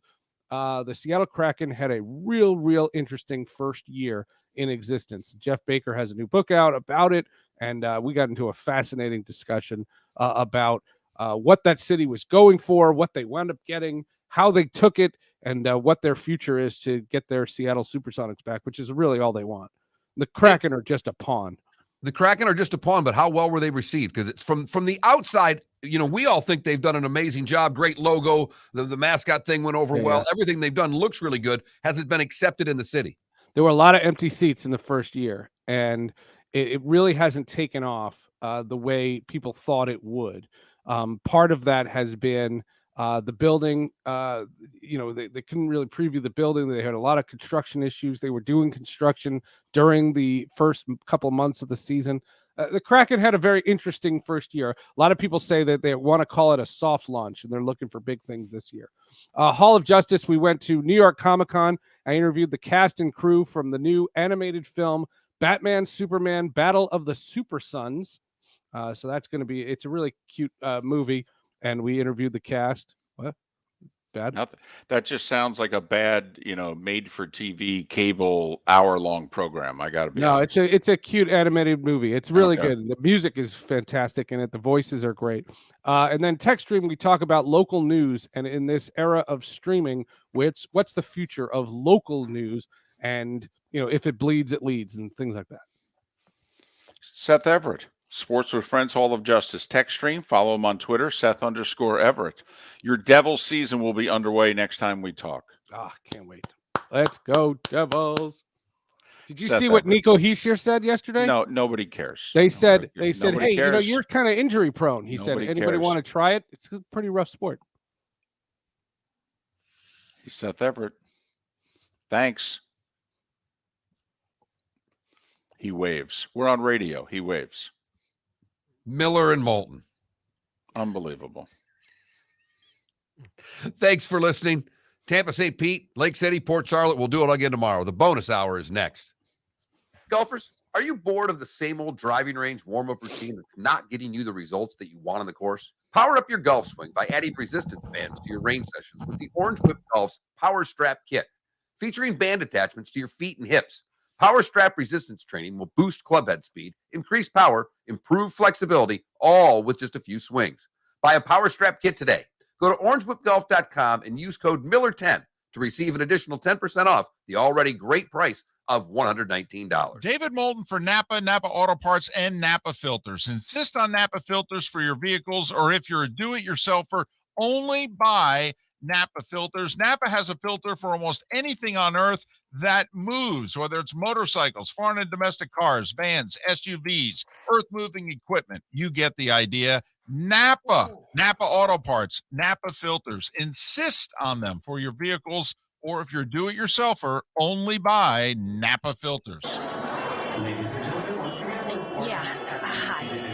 Excuse me. Hey, the line starts back here. Ma'am, if your party's not here, you're going to have to go around again. If you had the opportunity to avoid all this, wouldn't you? Salt Live is the official transportation provider of the Miller and Moulton Morning Show, making your trip to and from the airport seamless and stress-free. Salt Live is supported with the help of local partners like the Bayfront Inn. Gather your family and friends and enjoy a leisurely day on the water with a pontoon or deck boat. If you prefer to explore the waterways without a motor, the Bayfront has canoes, standboards, and kayaks. At the end of your journey, enjoy lunch or dinner at the Bamboo Tropical Bar and Grill. The Bayfront Inn, something for everyone on 5th Avenue in downtown Naples. BayfrontInNaples.com. When you need a ride, book with Salt Live Transportation, 308-8686, or book on saltlivetransportation.com. Don't miss the Miami Dolphins watch party every Sunday at the Seaside Bar and Grill in Bonita Springs. presented by Clutch Vodka. The Seaside will be serving Clutch Vodka drinks, including the awesome Bloody Mary bar at the Seaside. If you can't be at Hard Rock Stadium, come have fun at the best place in town to watch the Dolphins and enjoy the best, clean, crisp, smoothest vodka. That's Clutch with a K. Miami Dolphins parties every week at the Seaside Bar and Grill on Old 41 in Bonita Springs, powered by Clutch Vodka. Mark Miller for SWFL Golf Carts or online, flgolfcarts.com. If you're looking for a golf cart, an e-bike, or an e-motorcycle, go visit Alex and the gang at SWFL Golf Carts. flgolfcarts.com online. Check out their whole inventory. If you're looking for a custom cart, they can take care of you. 2-seater, 4-seater, 6-seater, they've got you covered. E-bikes, nobody better for value and service. E-motorcycles, check them out. Again, flgolfcarts.com. flgolfcarts.com. You are listening to Miller and Moulton on the Florida Sports Network. That's on how long it's going to be between Murder and She. The greatest Pat Summerall Murder, She Wrote was the NFC Championship game between the Giants and Redskins. Then it's Murder, She Wrote. Because Murder, She Wrote was followed by the CBS Sunday night movie, Gone with the Wind. Gone with the Wind, starring Clark Gable and Vivian Lee. All coming. I laughed so hard, I had to take my headset off and go out in the hallway. Had you heard that before? No. So I was reading the captioning for the first minute of it. The commercials were on. The whole inside joke of Murder, She Wrote, because it was Murder, comma, She Wrote. Right. And as time went on, Summerall kept lengthening the comma. And that's what they did. You just caught the end of it, the NFC Championship game. Murder, She Wrote, Gone with the Wind.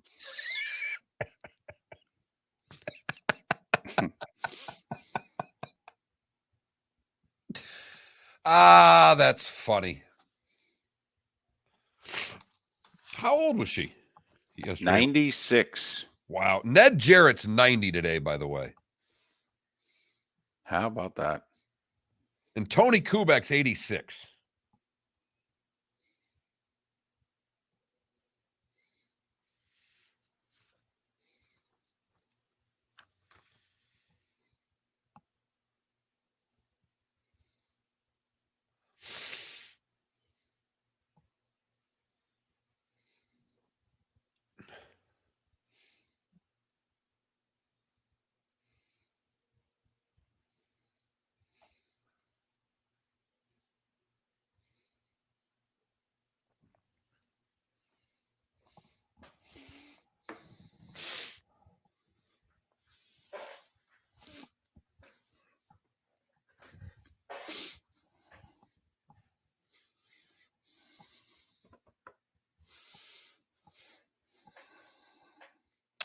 A hockey and golf guy.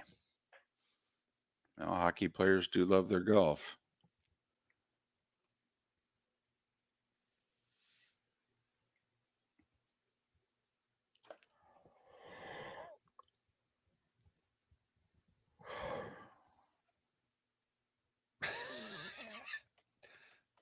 Texter enjoyed your nobody cares line.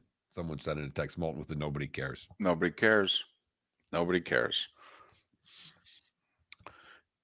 Mark did that to me many years ago. Mark and John would both go, Moulton, nobody cares. No. Nobody cares.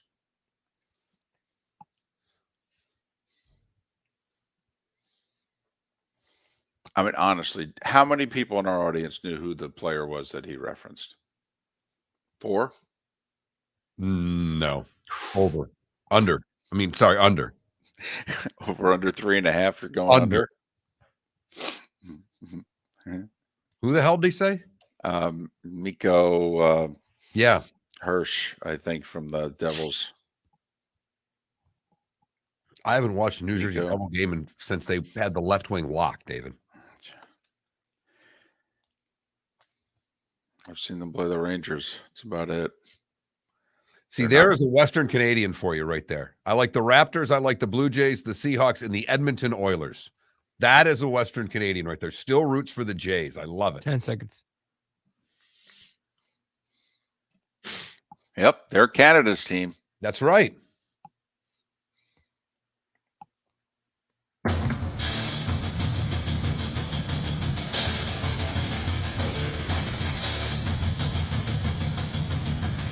You are listening to Miller and Moulton, exclusively on the Florida Sports Network.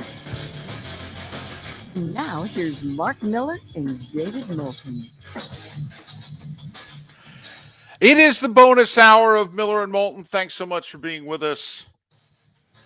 Florida Sports Network, floridasportsnetwork.com. Good, bad, and ugly. What's on tap today was the day when, and some final thoughts all coming up in 40 minutes. And today, I will just let you know as a tease, today is a big day. Big day. Big in our nation's history. That's all I'm saying. Huh. That's all I'm saying. Wow. I guarantee I missed it then. I don't know if you did. I just might be selling something hard. No. All. I'm pretty sure I missed it. Okay. Well, like I said, it's 40 minutes away. I'll make my case during a commercial break with Mark that, hey, maybe this should be added. You know, Mark gets final say. It's his segment. All right. So we'll see. We'll see whether or not what I'm talking about is a really big deal or not. I'm curious. Now you've got me, because I've got a lot more sports today than I do, history, if you will. And there's only a couple of historical things on here. Right. And I know it's not one, and it could be the other. If it is, that's a hard sell.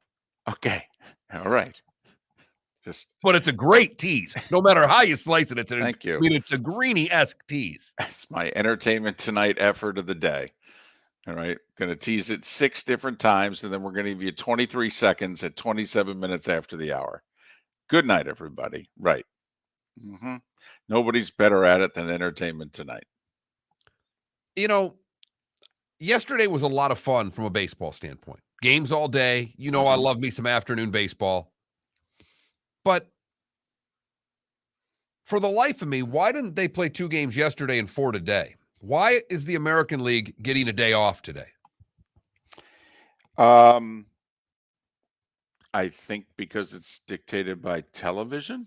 I understand that. I'm sure that's the reason, but it's not how you're supposed to play the sport.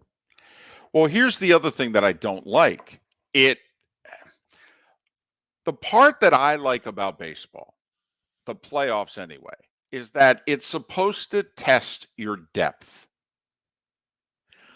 That the deeper teams should prevail the longer the series goes. Why? Because they're deeper.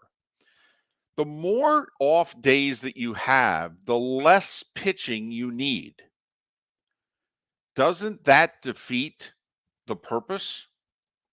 You need fewer starters. Why? Because you'll be able to bring guys back on normal rest. Mark, I think it's ridiculous that you could throw somebody game 1 and bring them back on normal rest in game 4. That to me is preposterous. We should play game 1, game 2, off day, game 3, game 4. Now, you want to decide whether or not you need an off day between 4 and 5 for whatever reason, travel, etc.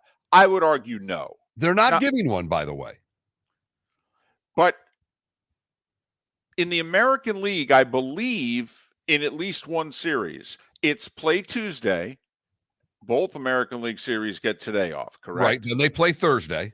And then I believe one or both series Both don't are play off Friday. Right. And so then they play Saturday game 3. Right. Sunday game 4. And game 5 would be Monday. So there is no break between games 4 and 5. But the National League, to me, has it right. They've got Tuesday, Thursday Wednesday off. Right. And then they're playing Friday, Saturday, Sunday if necessary. Okay. So think about this. Like listen, Cleveland's got a lot of starting pitching. So I don't think they care. But if you think a team only has 3 starters, well, then, you can't wait to get to game 4 because you think you've got a big edge in game 4 because they're going to have to throw their number 4 starter.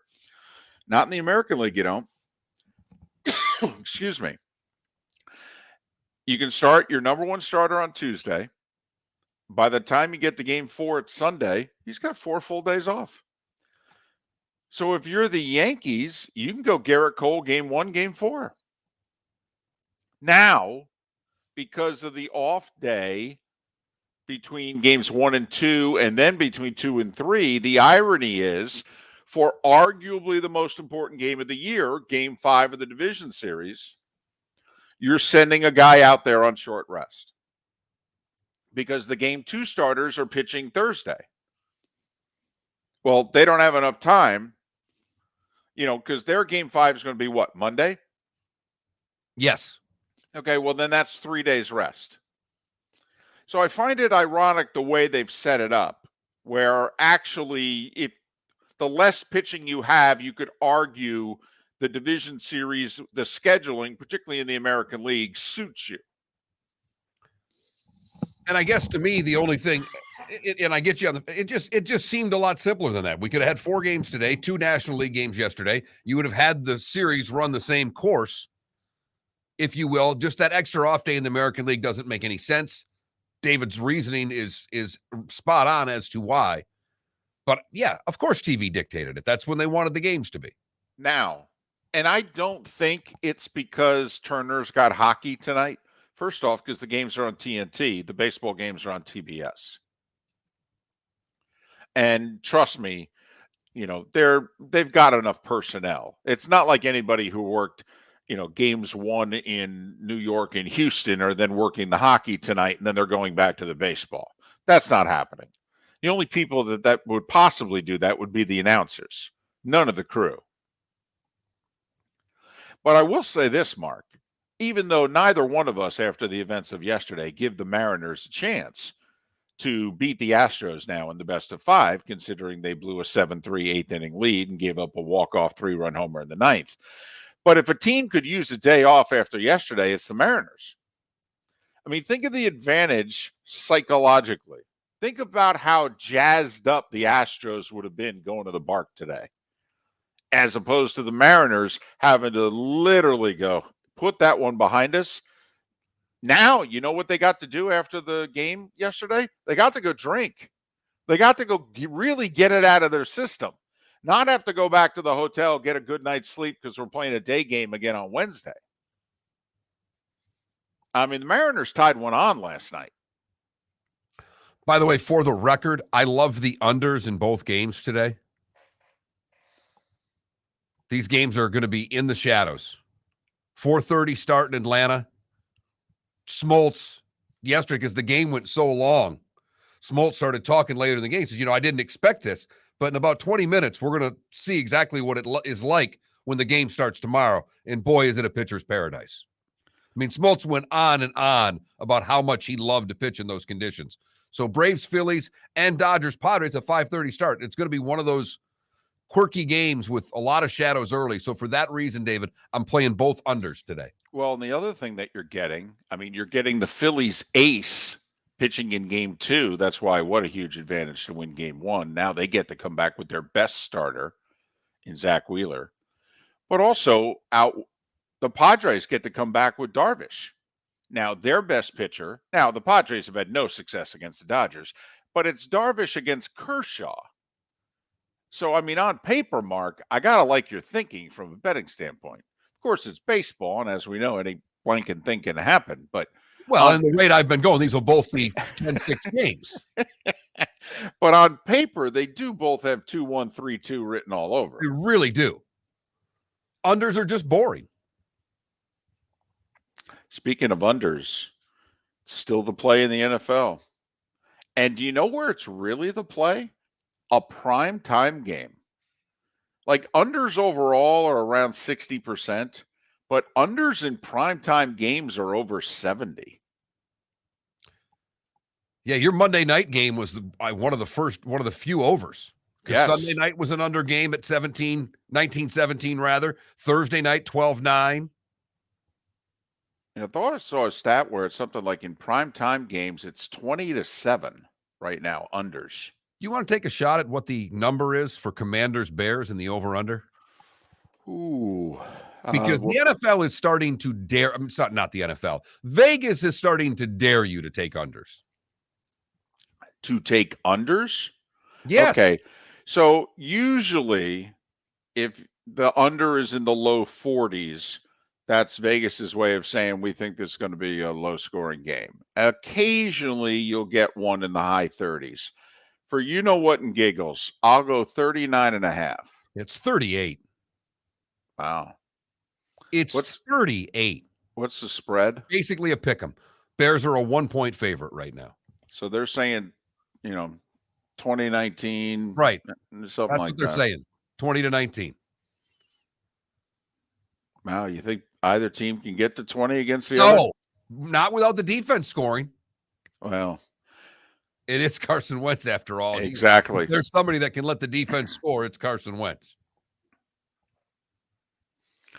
So 2 baseball games today. It's the National League today. It'll be the American League tomorrow. Just to finish off your primetime games this week, to think about it, Cowboys and Eagles.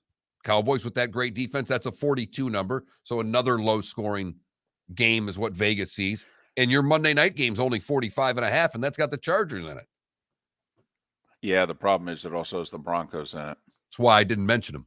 Right. They've only scored over 16 points once this year.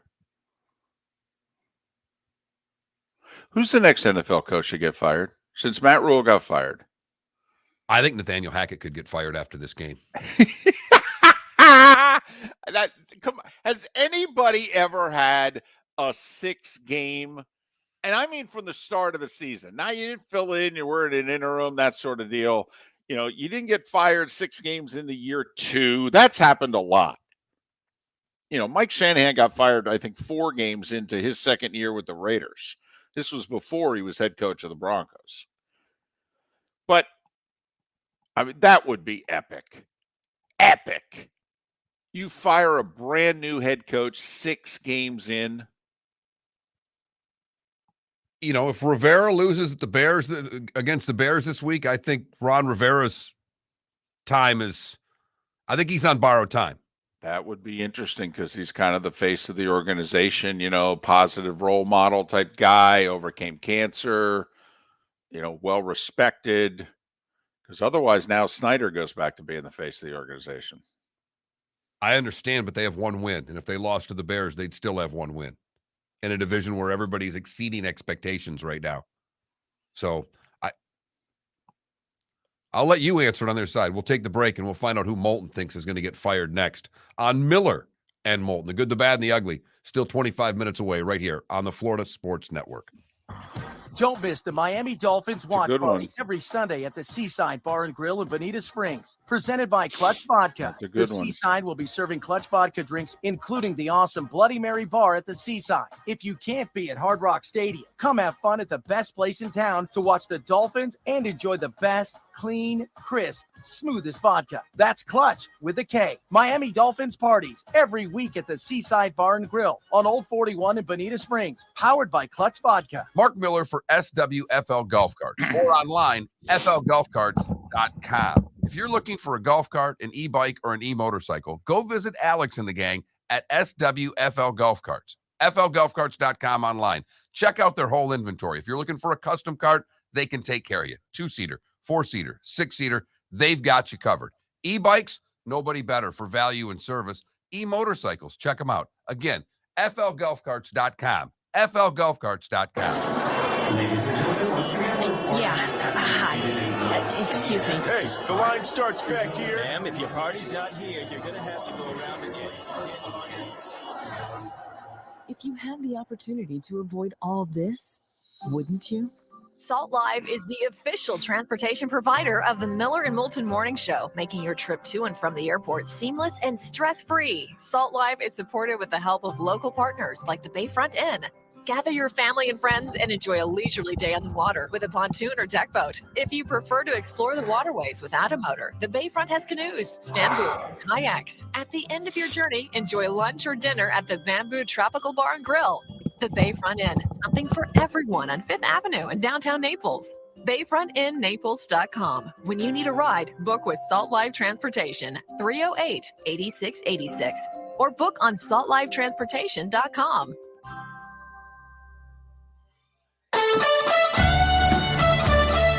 You were listening to Miller and Moulton on the Florida Sports Network.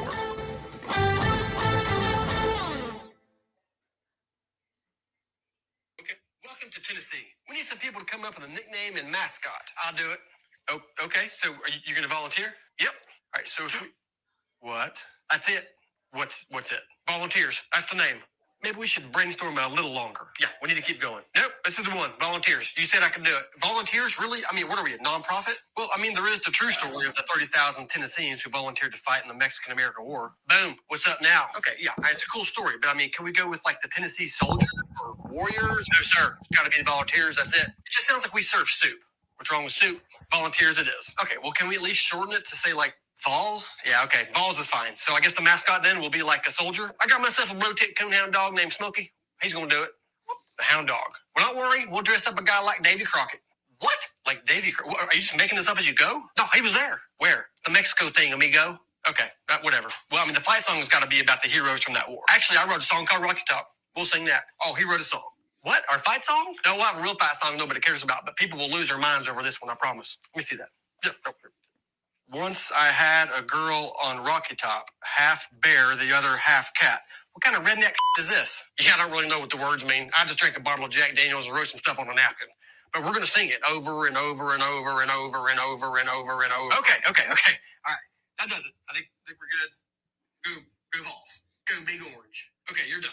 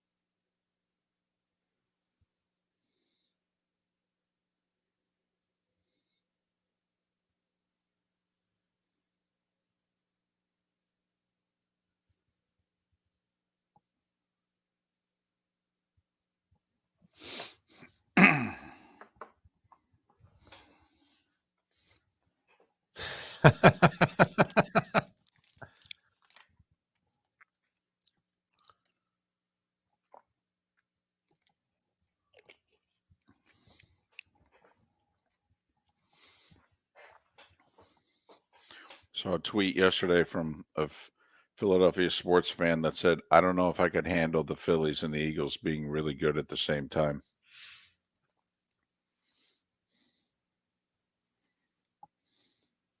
It will be interesting.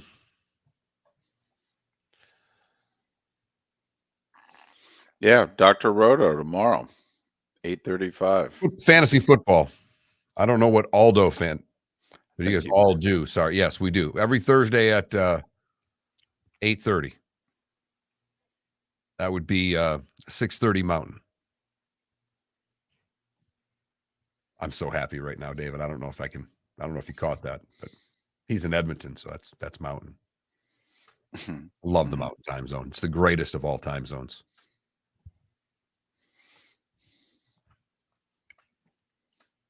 I think it adds to the appeal of living in Denver or surrounding areas.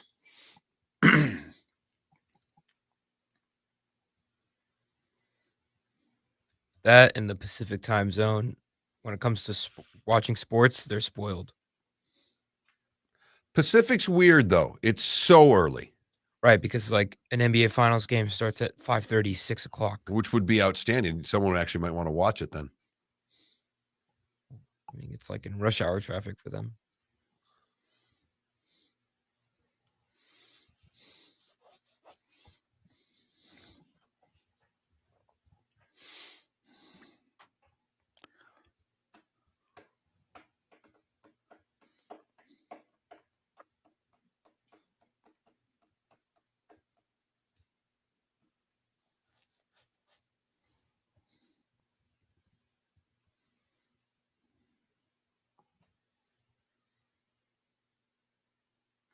It is amazing, considering how beloved the Flyers are. Here we go.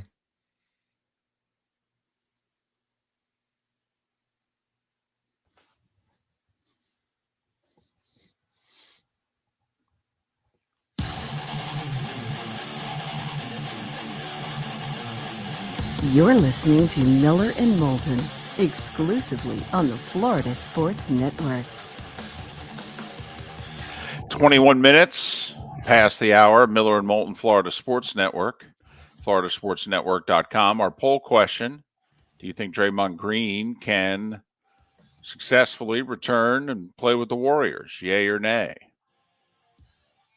Right now, majority of you think yes. I'm one of those. Now, I don't know if he's going to be there the whole year, but I think they can work him back in, and maybe he's a trade deadline acquisition for somebody. And because you could see where, like, he'd be valuable to Dallas. There are contending teams where he'd be pretty valuable for, if in fact Golden State decides, yeah, we can't do this long term. So floridasportsnetwork.com, that Mark Miller, the David Moulton on Twitter, and vote accordingly. Hey, I did not talk to you about this during the break. Probably should have. That's what good shows do. But did you pay attention to what's going on the women's golf this week? Not on my radar this week. No, I understand that. But you're a golf fan, and since the season-ending CME Globe tournaments in your backyard in Naples, I know that you pay attention to more than just the PGA Tour. So obviously, and you and I have even gotten, caught up in the LIV controversy because we've been open-minded to it, and many of our listeners don't want us to be open-minded to it. Most. Right. Most. And we've gotten some genuine hostility. Yes. From listeners because of it. And obviously, we all know who and all is involved in the LIV. Well, it turns out this week, the Ladies European Tour, the LET, they're in New York. They're playing at a Trump golf course in technically the Bronx, an event that's one of 6 that's sponsored by Golf Saudi on the Ladies European Tour. And by the way, we're not just talking about those that are on the European Tour. I mean, Nelly Korda is going to be there. Lexi Thompson is going to be there. Brooke Henderson, Jessica Korda. I mean, we got some. Okay, you've got some of the big players that are showing up. Is the purse substantially higher than a normal LPGA purse? Well, the only thing I'm interested in here is if the Saudis are sponsoring it, what type of money are they putting in it like they are with Live Golf? Well, there's only 78 players in the event, which is obviously far less than normal. I believe the purse is $1 million. Okay, which for that tour is a little bit of money. Okay. By the way, it's a team event, 54 holes. Okay, for the individual event's 54 holes. The team event is 36 holes. The team event has a separate $500,000 purse. By the way, the event's televised live on the Golf Channel. Well, the Golf Channel does a lot of these two. I mean, does a lot of LPGA golf. It's the only place you can find it. I understand that. Okay. How much LIV golf do they do? None. Sponsored by the Saudis? None. Okay. I just found it interesting. That's all. We've got and this is a separate event, by the way. This is not an LPGA Tour event. The LPGA Tour is off this week.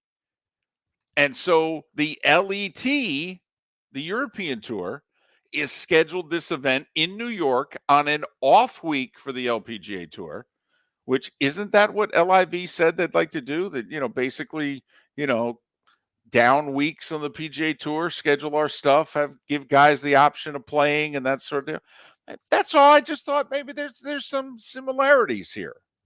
There's some interesting factoids involving this. And it's okay. Be curious if it'll get crushed for all these women playing on it, because it's blood money if the Saudis are sponsoring it, right? There's 6 events on the European Tour that are sponsored by what's called Golf Saudi, which I think is under the umbrella that's sponsoring LIV. I mean, the LIV, actually, the money comes from the government. Golf Saudi is a division of their sports money. I mean, it might be from their government. Yeah, it's coming from their government, but it's a technicality. But I mean, think about this. We got top players in women's golf. They're playing on a Trump course in an individual, only 54 holes, by the way, team event, 36 holes. Money is totally coming from the Saudis. Event on the Golf Channel, which wouldn't show the LIV Tour if the PGA Tour went out of business. I just thought people might find the facts surrounding this interesting. That's all. Some may say there's some hypocrisy involved here. Now, in golf? Hypocrisy? No. I said some. Come on, David. The PGA Tour does it right. They do it perfectly, and nobody else does. I mean, the European Tour on the men's side has a couple of events every year in the desert. I mean, they have a big event in Abu Dhabi, for goodness sakes.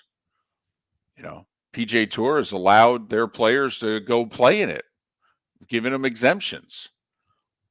Okay, that's all. Just pointing out the facts, Mark. Don't want the facts to get in the way of a storyline here.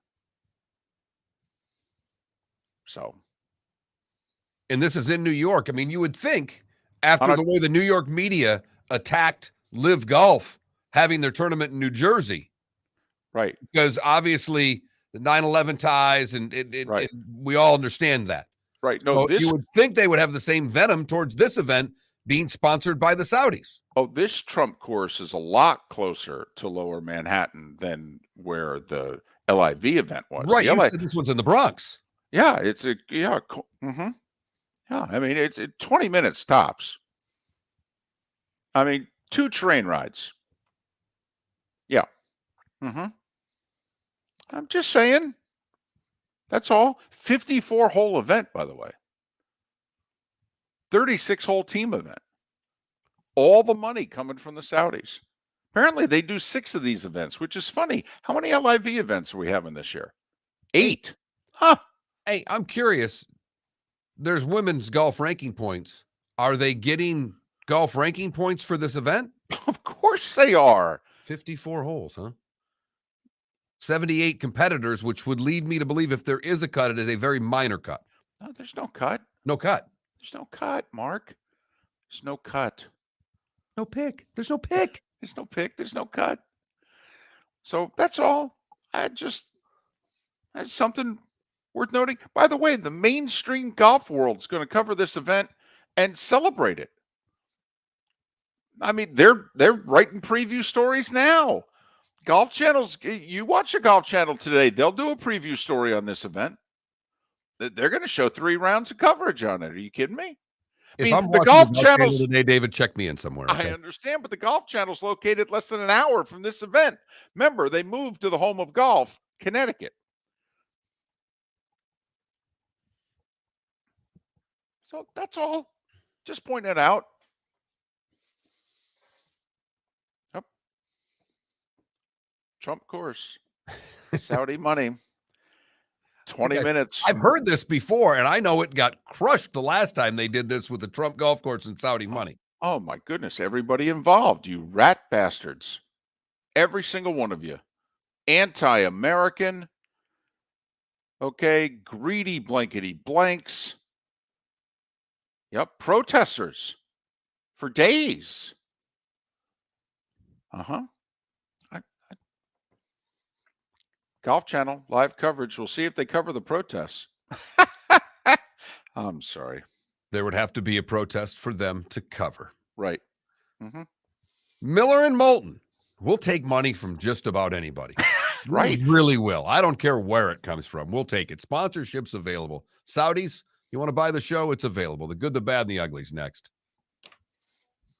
Napa Auto Parts and Napa Filters. Insist on Napa filters for your vehicles, or if you're a do-it-yourselfer, only buy Napa filters. Napa has a filter for almost anything on earth that moves, whether it's motorcycles, foreign and domestic cars, vans, SUVs, earth-moving equipment. You get the idea. Napa Auto Parts, Napa filters. Insist on them for your vehicles, or if you're do-it-yourselfer, only buy Napa filters. Ladies and gentlemen, once again. Excuse me. Hey, the line starts back here. Ma'am, if your party's not here, you're going to have to go around again. If you had the opportunity to avoid all this, wouldn't you? Salt Live is the official transportation provider of the Miller and Moulton Morning Show, making your trip to and from the airport seamless and stress-free. Salt Live is supported with the help of local partners like the Bayfront Inn. Gather your family and friends and enjoy a leisurely day on the water with a pontoon or deck boat. If you prefer to explore the waterways without a motor, the Bayfront has canoes, standboards, and kayaks. At the end of your journey, enjoy lunch or dinner at the Bamboo Tropical Bar and Grill. The Bayfront Inn, something for everyone on 5th Avenue in downtown Naples. BayfrontInNaples.com. When you need a ride, book with Salt Live Transportation, 308-8686, or book on saltlivetransportation.com. Mark Miller for SWFL Golf Carts, or online, flgolfcarts.com. If you're looking for a golf cart, an e-bike, or an e-motorcycle, go visit Alex and the gang at SWFL Golf Carts. flgolfcarts.com online. Check out their whole inventory. If you're looking for a custom cart, they can take care of you. 2-seater, 4-seater, 6-seater, they've got you covered. E-bikes, nobody better for value and service. E-motorcycles, check them out. Again, flgolfcarts.com. flgolfcarts.com. You were listening to Miller and Moulton on the Florida Sports Network.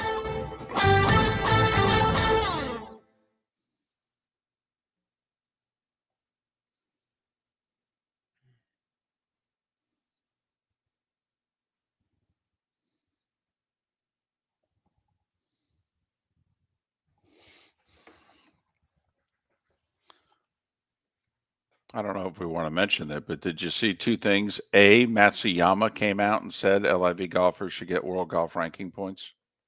I did not. And Jack came out and said, I'm a little concerned that elevating these 10 events and the purses that go with it is going to minimize the other events on the PGA Tour. The reports out that Tua's practicing today, but even if he does, he's not playing this week. Right. We should probably fit that in. That to me would be where we would go, but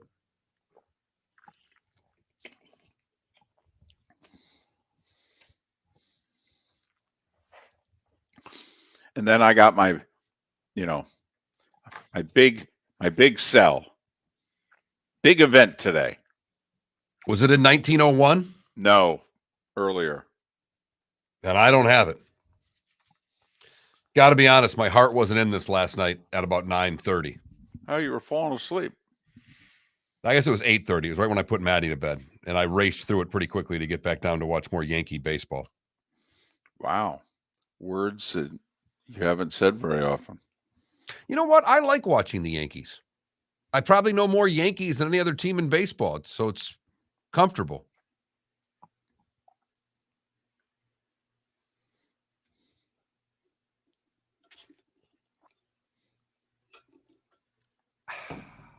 I just love Anthony Rizzo. That was a very good signing. A position, a side of the plate. He's a pull hitter at Yankee Stadium. It's a really good fit. I went to Anthony Rizzo's first game as a Yankee. It was in Miami against. That's right.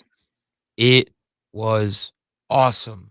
He hit a home run, and that place exploded. And there were 70% Yankee fans there and 30% Marlins fans. And he got a standing ovation when he came up to the plate. I've never seen anything like it.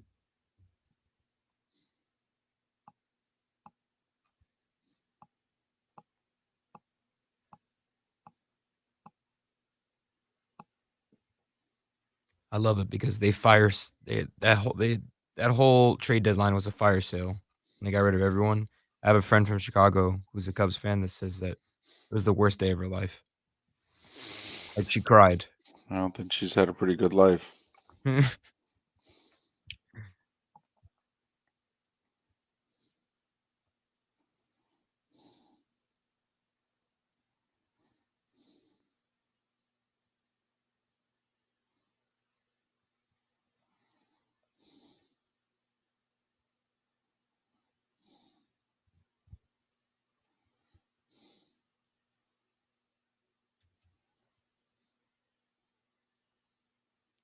Wow.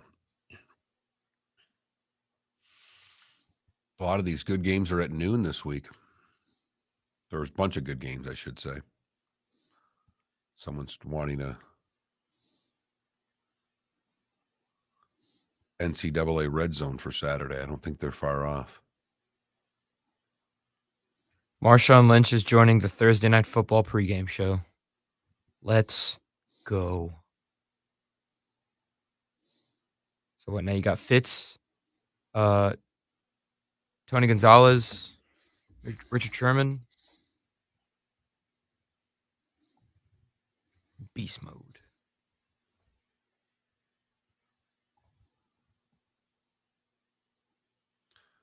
Kennesaw State is a favorite to join Conference USA.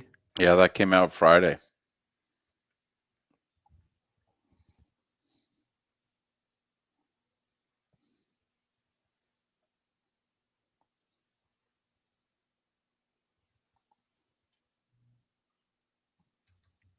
Portland Trailblazers rookie, Shaden Sharp.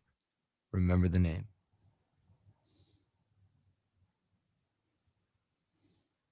Ten seconds.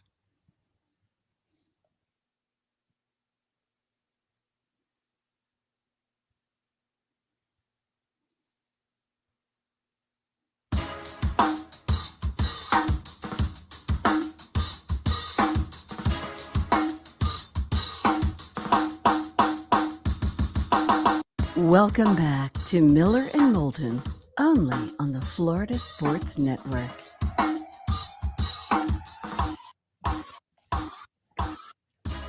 "22 minutes before the hour. Miller and Moulton, Florida Sports Network. FloridaSportsNetwork.com. Thanks so much for being with us. Good, bad, and ugly. What's on tap? Today was the day when. It's all coming up in a moment. First, NFL Network reporting, Mark, that, well, good news, bad news with Tua. Yeah, he's scheduled to practice today, but no matter what happens, it looks like he's not going to play this week. Which makes sense. And he had nothing to do with the Dolphins last week. Nothing at all. So, suffering the effects of a concussion, unlikely that a week later he'd be, right back in the saddle again. Hey, Teddy Bridgewater technically still in the protocol. Correct. Which is funny because everybody associated with checking him out says he didn't have a concussion. They said that Sunday. They said that Monday. They said it yesterday. Yet he's still in the concussion protocol. Not that it's messed up or anything. Not that the NFL really doesn't know what they're doing and they're making it up as they go along. But they seem to be doing it at the Dolphins' expense right now. Tell you what, though, Mark. Teddy Bridgewater needs a W this week. Okay? They're paying you the highest paid backup quarterback in the league, you and Andy Dalton, okay? Your team needs you. I'm not putting the Jets on you. You played one play. But this one, it's a winnable game. It's at home, 2-game losing streak. Step up. Be the guy you're supposed to be. Win. Yeah, and you're going to have to do it against, Hall of Fame Cousins. It's a 1:00 game. This is when he's at his best. This isn't in prime time. Right. And it's his former team, the Vikings. I mean, come on, Teddy. Hey, Teddy. Hey, Teddy. Don't you want to come to my birthday? Remember that video? 5 years ago, 8-year-old kid made a video to Teddy Bridgewater, tried to get him to come to his birthday party. That was the video. Wow. Yeah. I don't remember it. I'm glad you did it. And I think we all are a little better off for you doing that little song and dance routine there. If we ever get Joe Buck back on the show, we could get Joe Buck to do it. Joe and I used to sing it to each other. He actually sent me a video at 10 o'clock at night in bed singing the Teddy Bridgewater birthday greeting. Did he have a mask on? No, he did not. Didn't know if that was just a traveling thing. So remember that. Next time we get Joe on, we got to go Teddy Bridgewater on him. Get him to sing. That and more tequila advice if we can get on him. I'm all for it. All for it.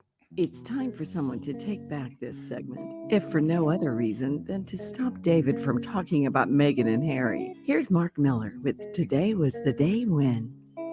1900. The first modern submarine is commissioned by the U.S. Navy as the USS Holland, named for its designer John Philip Holland. 1901. This is what I thought was Moulton's biggie, but it's not. Roosevelt renames the executive mansion as the White House. That's big. That's big. And it's bigger than what I've got, actually.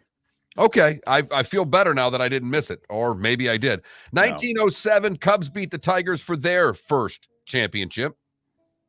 Today in 1915, the Ford Motor Company manufactures its 1 millionth automobile at the River Rouge plant in Detroit. 1920, Man o' War's last race and win. 1933, Alcatraz becomes a federal prison. 1963, the first and only Latino All-Star Game. It was the final event at the Polo Grounds in New York City. The National League wins over the American League, and a concert by Tito Puente was all part of it. 1967, the Cardinals beat the Red Sox in game 7-2. MVP is Bob Gibson. Well, he won 3 games in the series, and they only won 4, so... Today in 71, Jesus Christ Superstar opened on Broadway. In 73, Nixon nominates Ford to replace Agnew as his VP. Well, he had to. Agnew, was caught lying and income tax evasion, and it was a bad look, Mark. Right. That was before we were going to get to all of Nixon's bad looks. 79. 3 things. 1, Chris Ford scores the first 3-point basket in NBA history. It was the debut that day of Bird and Magic as well in the NBA. Both would win. Celtics would beat Houston. The Lakers would beat the San Diego Clippers. On a Kareem skyhook at the buzzer, and Magic jumps on Kareem. Like they won the NCAA title. Right. And Kareem had to tell him, we do this like every other day for 6 months. Calm down. George Harrison releases Got My Mind Set on You, his third #1 hit as a solo artist and the last chart topper by any of the Beatles. Today in 87, the Twins take down the Tigers in the ALCS. They would go on to win the World Series. That was considered a shocking upset. The Tigers chased down the Jays, and they won right around 100 games. They had Jack Morris still and Doyle Alexander, and the Twins barely won a bad division with like 85 or 87 wins. Took the Tigers out in 5. The damn homer, Hanky. Today in 89, Herschel was traded from the Cowboys to the Vikings for every single player under the sun. Just 5 players and 6 picks. Right. Those born today that are no longer with us.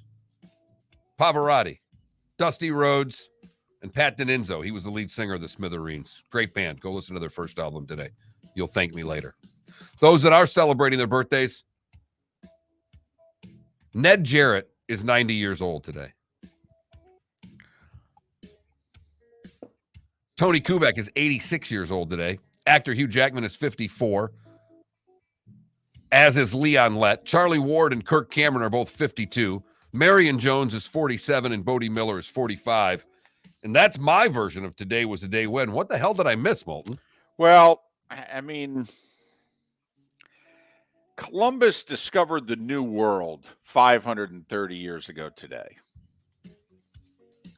Just I understand that, he's not the most popular guy these days. All right. Bit of a mixed resume, but he thought he had reached Asia. Right. Right. Turns He's in out the he Bahamas, reached right? Correct. Yes. Mm-hmm. So claimed the land for Spain. A couple of other things. Robert E. Lee died on this day 152 years ago. And John Denver died in a plane crash 25 years ago today. And Matthew Shepard was killed, which was he was the gay University of Wyoming student who was brutally beaten and killed 24 years ago today. And it really spurred America to talk about hate crimes and led to legislation and what have you.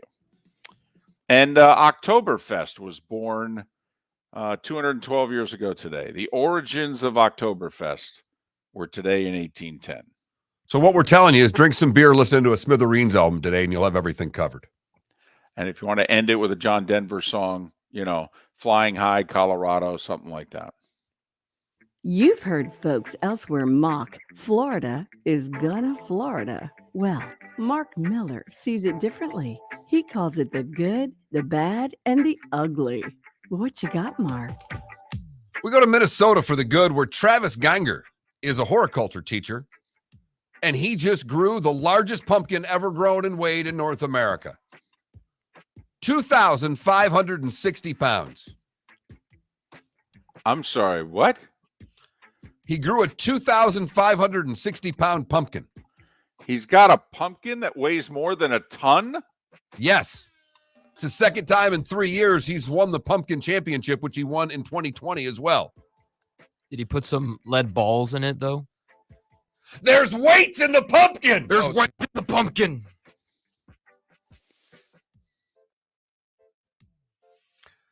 For the bad, we go to Daytona Beach, where, Mom thought she did everything right.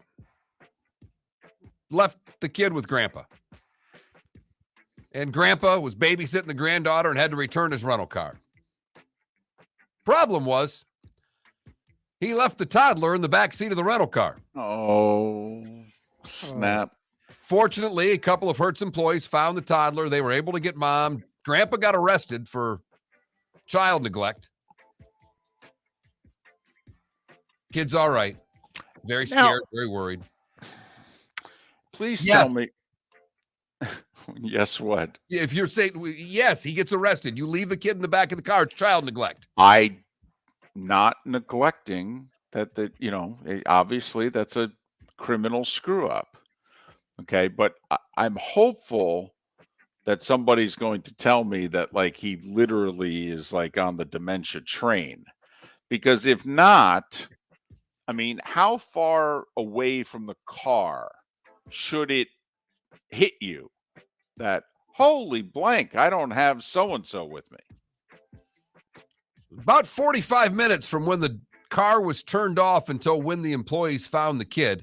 He's 62 and no talk of that. He was very apologetic, and child was just under the age of 2, returned to Mom.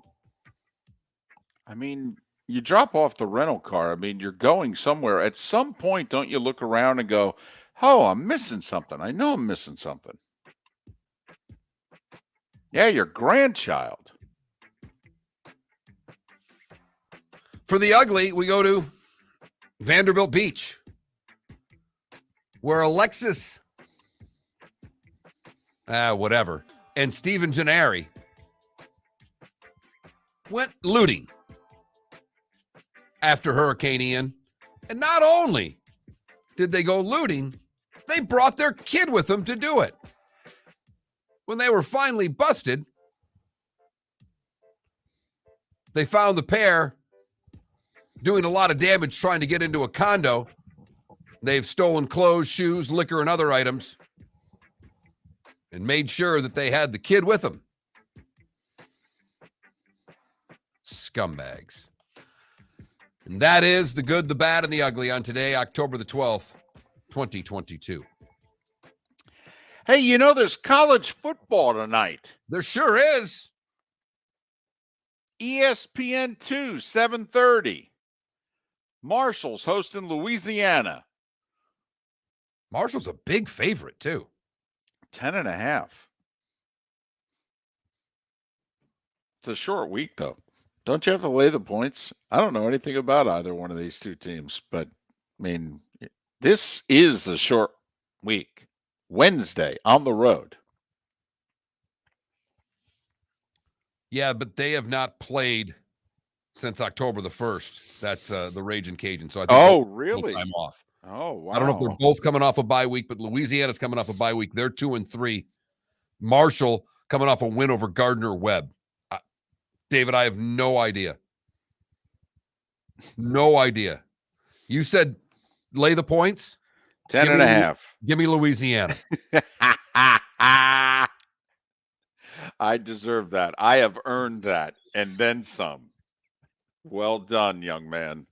Well I'm done. sorry. It's not fair because you could have done it to me if I'd have done the same thing. Either one that led was going to get clobbered over the head. Baseball, 4:30 and 8:30 tonight. Braves and Phillies are the first one. Padres and Dodgers, the nightcap. Hey, what's important to point out, though, is that Major League Baseball is getting network time.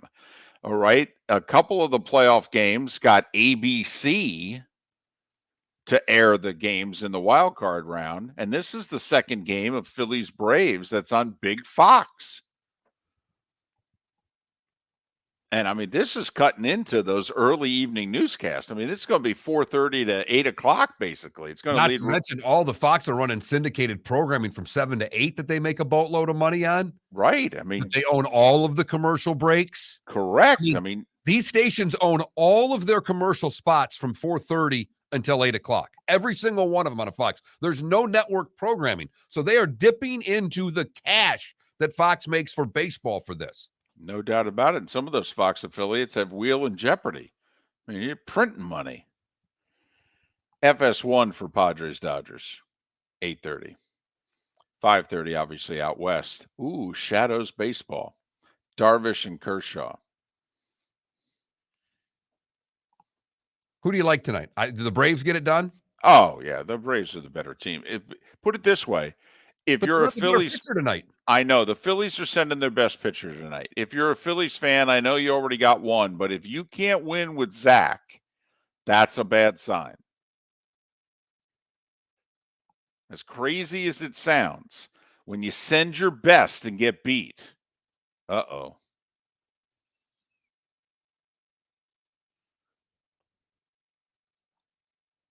love to see one of the road teams win tonight. Put a lot of pressure. I'd like to see the Padres put some pressure on the Dodgers, but well, the Braves and Dodgers both dominated the Phillies and the Padres. So the fact that the Phillies have already gotten one, and as you mentioned, if San Diego could get one, that would be interesting. They're trying to limit Dodgers fans who can buy tickets, by the way, in San Diego, and they're having the damnedest time. They're trying to play that game. You know, area codes and where you're buying the tickets from and all that.